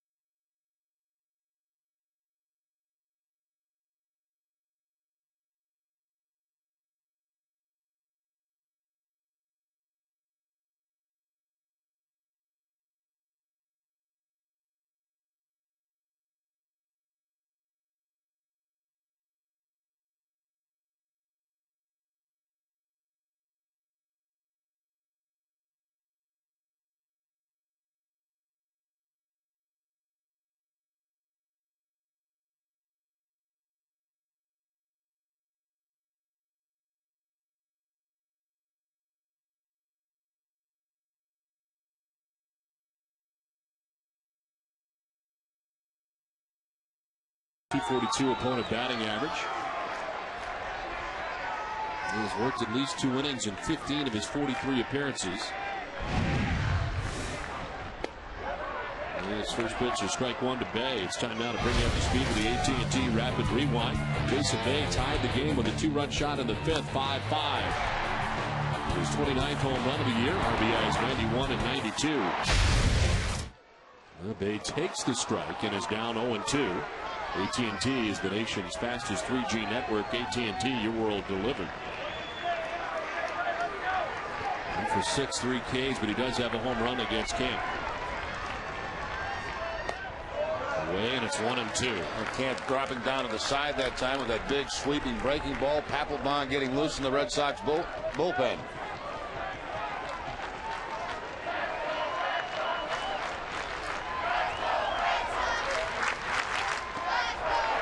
Outside 2-2.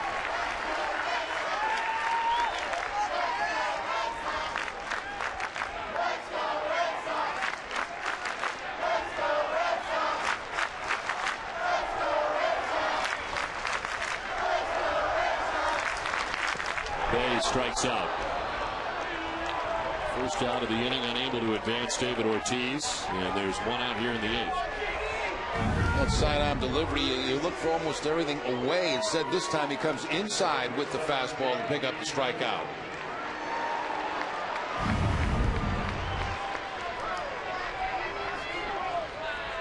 So 1 down, Ortiz still at first. Overbay plays behind him. J.D. Drew, the batter, has had good numbers against Camp. Not a lot of at-bats.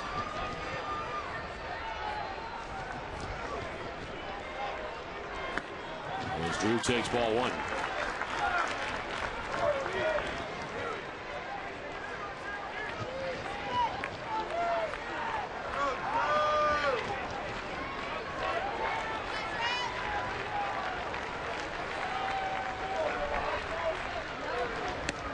Inside ball 2, 2-0.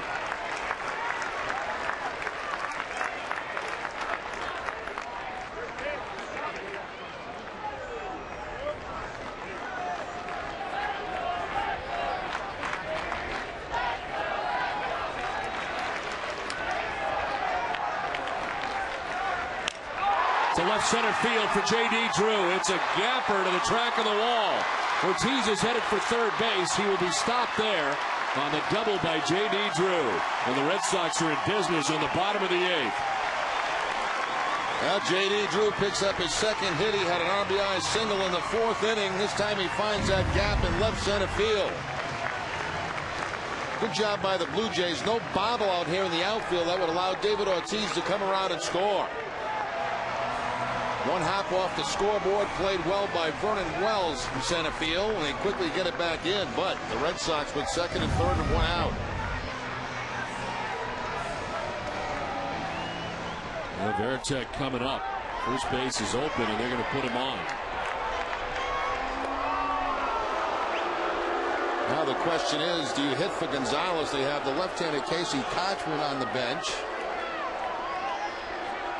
And nobody loosening in the bullpen right now, so there'll be a right-hander out there in the mound.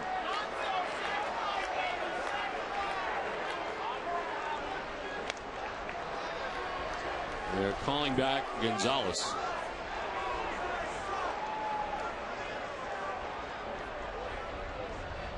As Veritek intentionally walks, loads the bases, and Kochman jumps out of the dugout.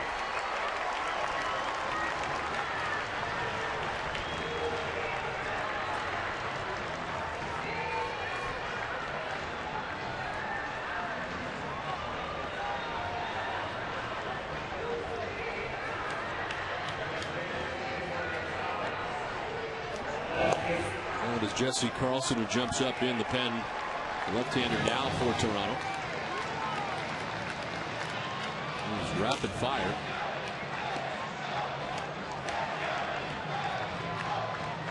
Bases loaded, 1 down, bottom of the 8th. Red Sox trying to push across the go-ahead run in this 5-5 game.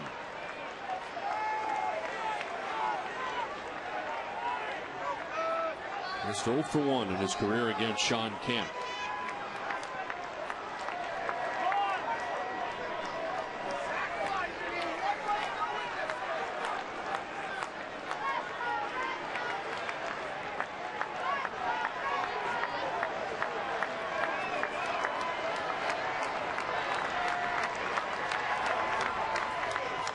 Kochman takes strike one.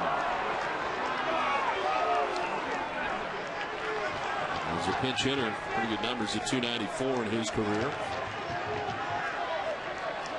It's Big Papi at third base. J.D. Drew at second base. Jason Varitek at first. And one out. Kochman to first base, knocked down by Overbay. His throw to second, the out there, but the Red Sox take the lead. Big Papi in the back door at 6-5 Sox.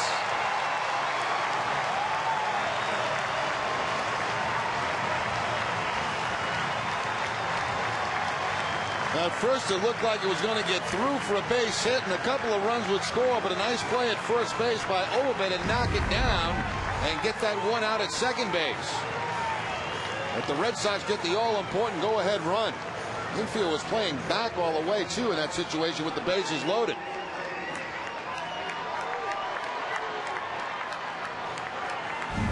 Nick Green, who's going to take over at shortstop anyway, now pinch runs at first base for Kochman.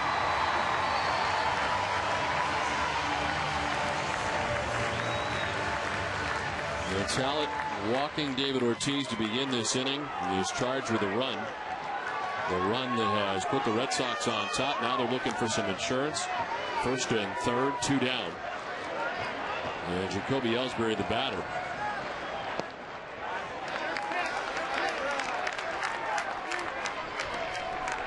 Ellsbury 2 for 3 in his career against Camp, and has been on base 3 times tonight.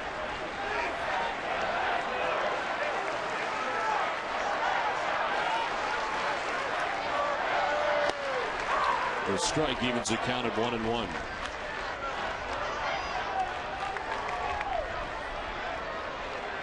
The Jays in the top half of the ninth inning will have Lind, Overbay, and Wells.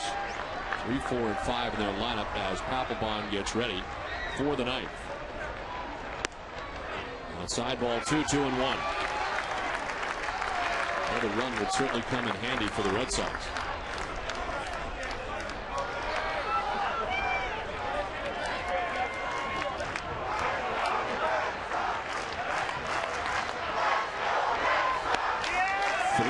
To Ellsbury.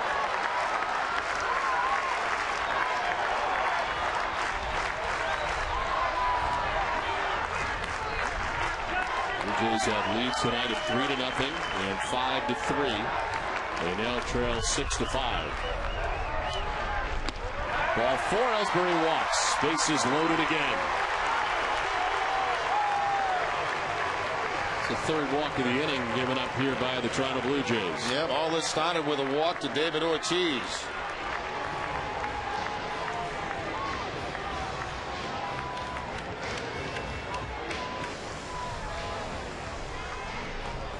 Casey Jansen has joined Jesse Carlson in the pen.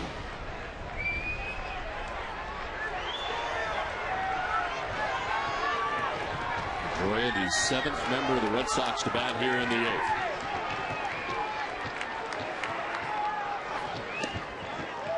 Ball 1.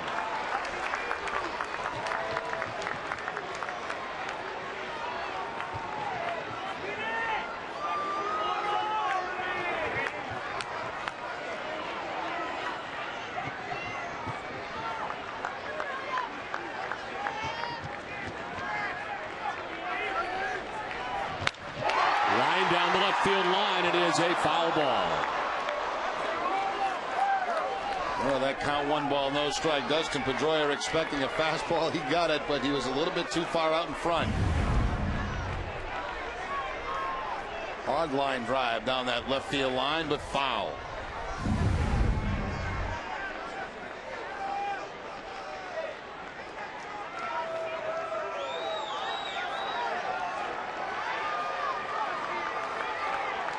Pedroia with a single back in the third, a 1-for-4 night. Chance to do some damage here in the bottom of the 8th.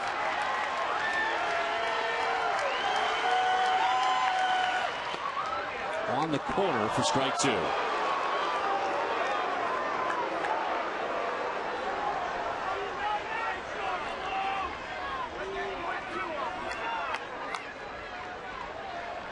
Drew at third base, Nick Green at second base, Jacoby Ellsbury at first base, and 2 down.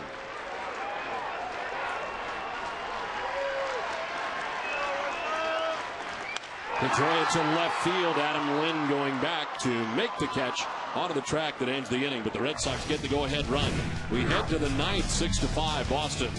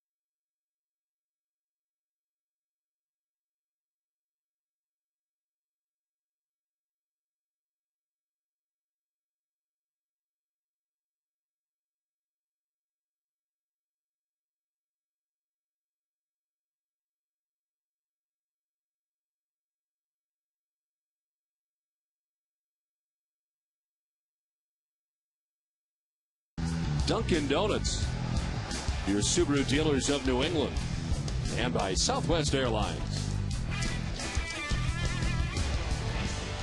6-5, Red Sox have pulled ahead with a run in the bottom of the 8th inning. As we head to the 9th, Jonathan Papelbon in to close the door. It is his 54th appearance of the year. A 2.00 earned run average, 30 out of 33 in save opportunities, and a 224 opponent batting average. Staying in the game after pinch running at first base is last night's relief pitcher, Nick Green. It's kind of like Little League, isn't it? You know, the shortstops usually have the pitches also. Well, he was last night, 2 hitless innings for Nick Green, and now back in a more familiar spot for him at shortstop as Papelbon gets ready to deal with Adam Lind to start the 9th. Lind, Overbay, and Wells, 3, 4, and 5, the heart of this Blue Jays order.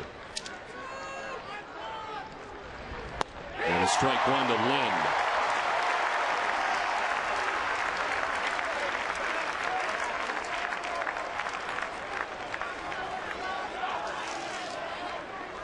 Papelbon able to get his 30th save of the season on Tuesday, tied for 4th now in the American League.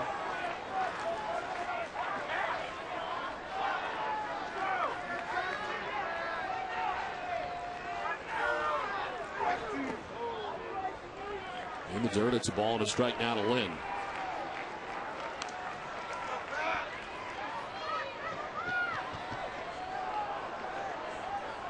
And Fuentes, the leader in the American League in saves with 36, tied with Mariano Rivera.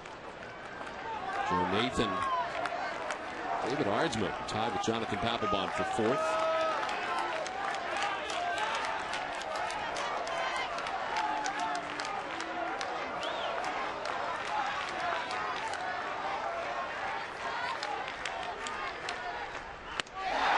Back to the gas, and it's 1-2. Yeah, very little chance when you throw a 95 and you're swinging at a ball that's above the letters.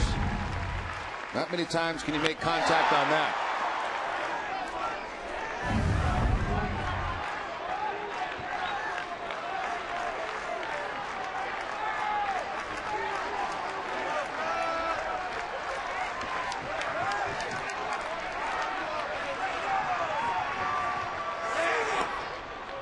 Low 2-2 to Lynn.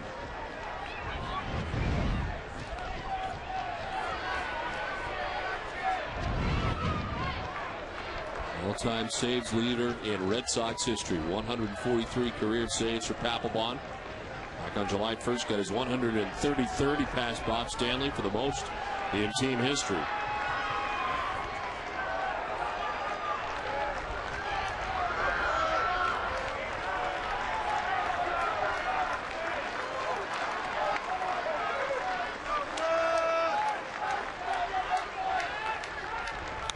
Lynn gets a piece and fouls it back. 96 that time. All fastballs with the exception of one splitter thrown by Papelbon in this at bat.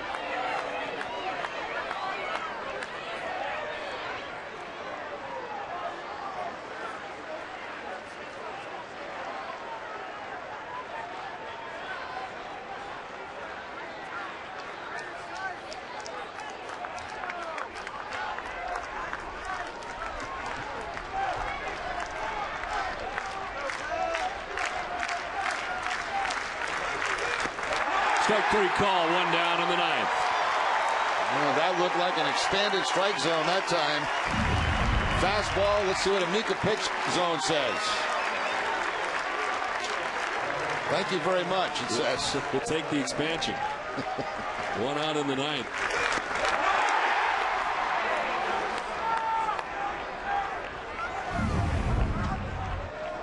Kyle Overbay 1 for 4, a double in the 5th inning. 13 home runs on the season for Overbay.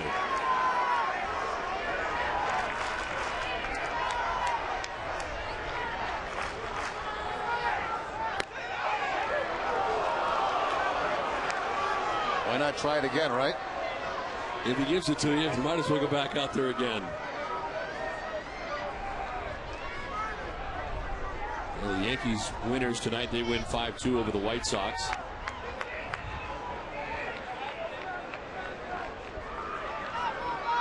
Minnesota holds on and wins 3-2 over Texas. Detroit winning 6-2. 1-1 to Lyle Overbay. Velocity increasing with every pitch from Papelbon at 97 now. That last delivery. Tony Wells waiting on deck. 1 out, 9th inning.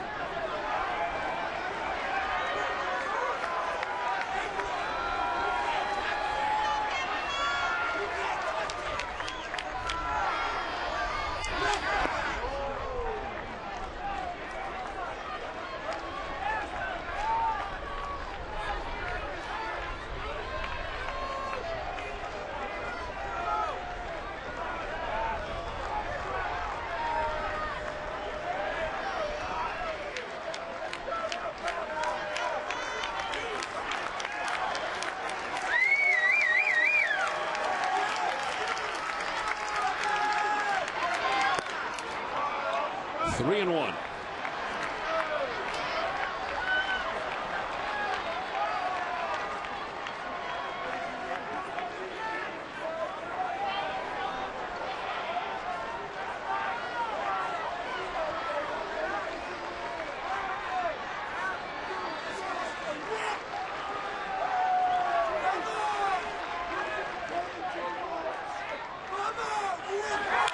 Overbay fouls it off, full count.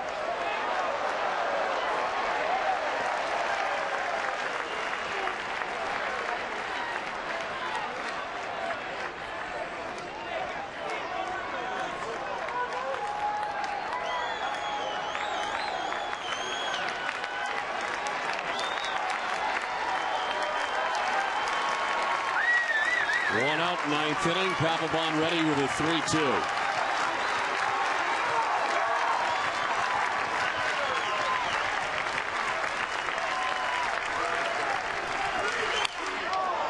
To right center, falling fast, and it'll fall in for a base hit. Tying run at first with 1 away in the 9th. Lyle Overbay with that hit. A good battle put on there by Overbay. He gets jammed on this fastball from Papelbon, but is able to muscle the ball out into right field for the base hit.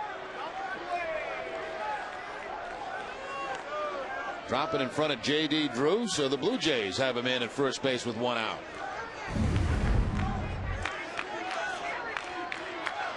1 out, 1 on. Vernon Wells coming up.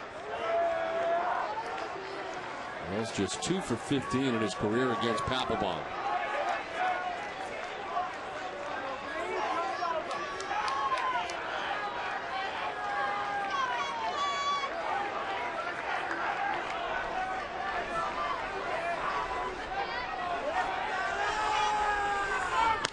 Wells takes ball 1 high. There is action in the Jays pen in case. Jesse Jansen, who had been up, still up, joined by Jason Fraser.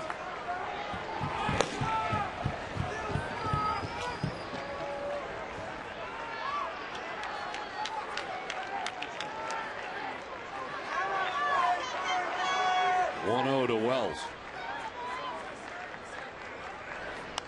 Fouled off, and it's a ball and a strike. 4 fastballs from Papelbon. Now Wells have set it himself, is swinging at that high fastball.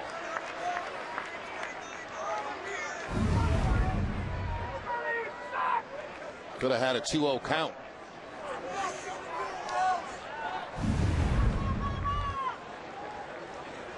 Instead, it's 1-1.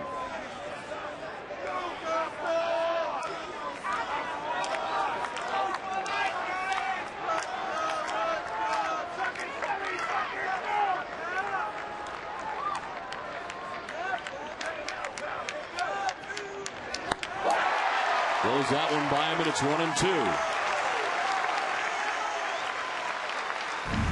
Once again, upstairs to Vernon Wells, up and in.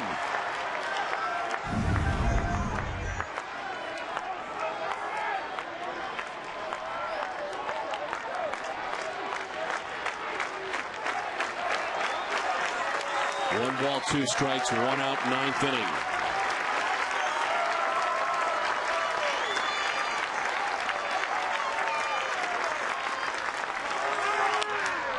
Wells pops it up down the left field line. Nick Green running towards the stands, and a foul ball. He was joined by Euclid giving chase and Jason Bay coming from left. Yeah, absolutely no breeze right now either to push this ball back into the field of play. Nick Green running into that wall, crashing there pretty hard.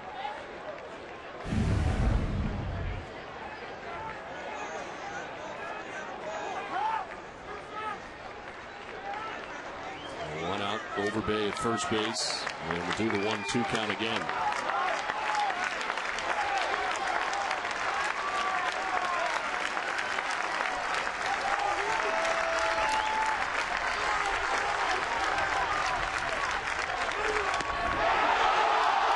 Papelbon thought he had strike 3, but instead it's ball 2.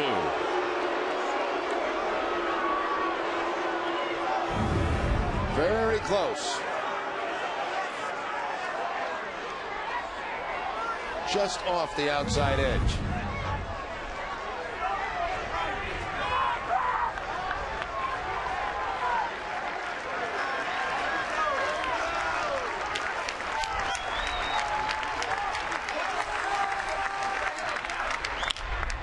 To center field, late break for Ellsbury coming in. It'll fall in front of him for a base hit. And it's first and second with 1 out. Did not react initially as that ball was hit to center. It kind of froze him at first. That's what happens a lot to center fielders. You see the big swing, but not the solid contact, and you freeze for just a moment. By the time Ellsbury gets going, he's going to have to stop and play it in front of him. So 2 kind of bloop base hits here by the Blue Jays in the top of the 9th. Blue Jays not going quietly. 1 out in the 9th. And Randy Ruiz, the batter. He was struck out, walked, struck out, struck out.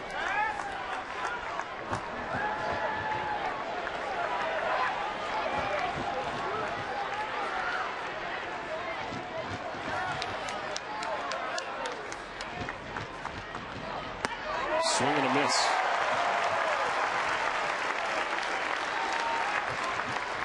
Red Sox tonight have been very successful with those fastballs in on Ruiz.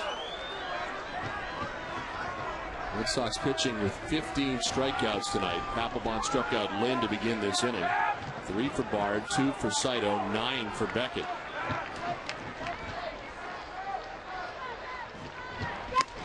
inside, and it hit him. This will load the bases.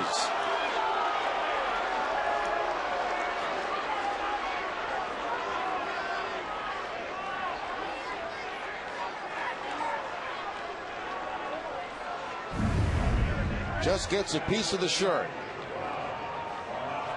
Once again trying to go inside.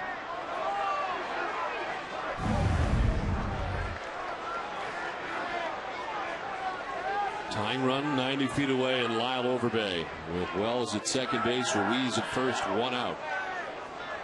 Barajas 1 for 7 in his career against Papelbon. He hit a 2-run home run back in the 5th.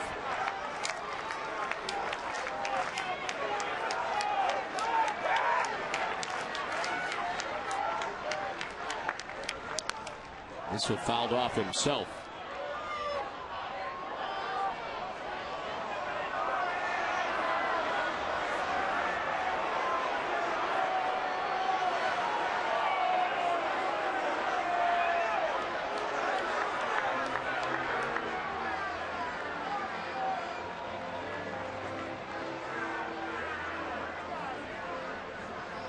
Well, after the game, stay tuned for Granite City Electric's Red Sox final. Get an up-to-the-minute AL East and wildcard update. We'll preview tomorrow night's pitching duel between Clay Buchholz and Rick Romero. Of course, Jimmy Fund's Mike Andrews joins the crew to recap the day 2 of the radio telethon. It's all coming up after the game on Nesson. We have a new total, $4.3 million. And it's still a chance for you to donate to the Jimmy Fund tonight. Again, the number is 877-738-1234.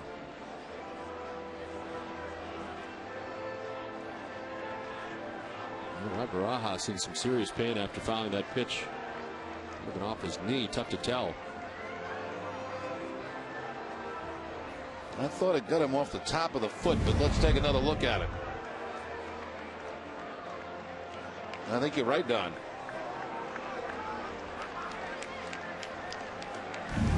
He's trying to walk it off, and looks like he's going to stay in.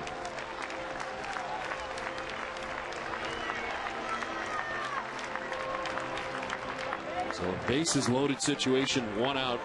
Papelbon gave up good singles to both Overbay and Wells. He hits Ruiz.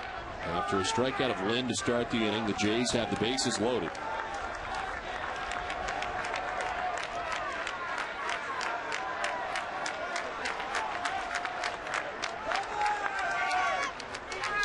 Barajas fouls it off, and it's 0-2.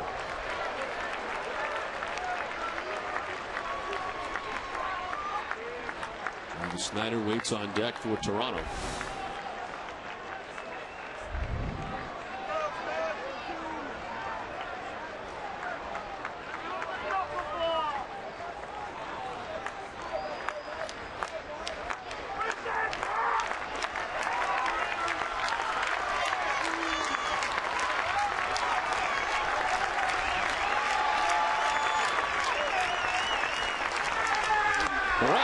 With a swing and a miss. They elevated 96, and he chases, almost coming out of his shoes for that one. Yeah, you could see Veritek put the high target almost standing up behind home plate, and Papelbon gives him the high fastball, and no chance for Barajas. This ball is way out of the strike zone. Almost completely out of the immediate pitch zone. 2 down, bases loaded. 1 more out to get. It's Travis Snyder. He has struck out 3 times and walked.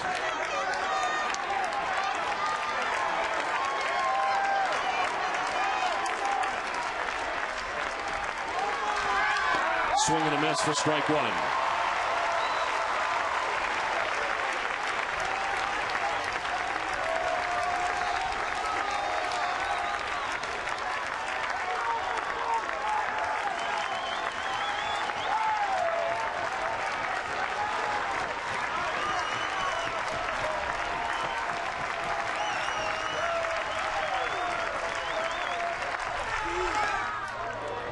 One and one.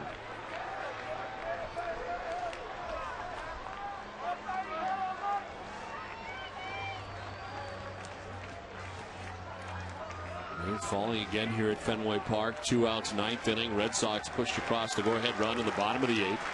Trying to finish it off is Papelbon. Tying run 90 feet away for Toronto and Lyle Overbay.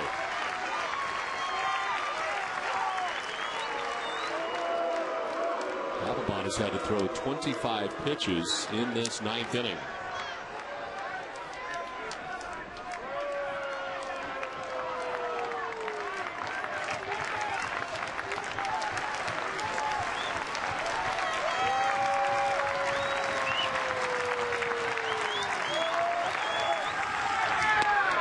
Strike 2, and it's 1-2.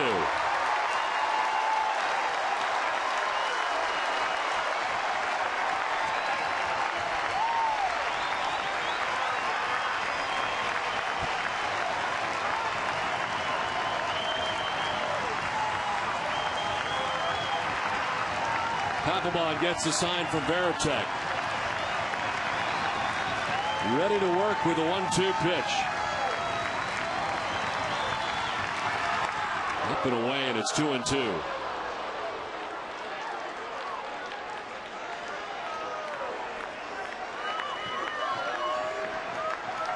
Schneider has already struck out 3 times tonight.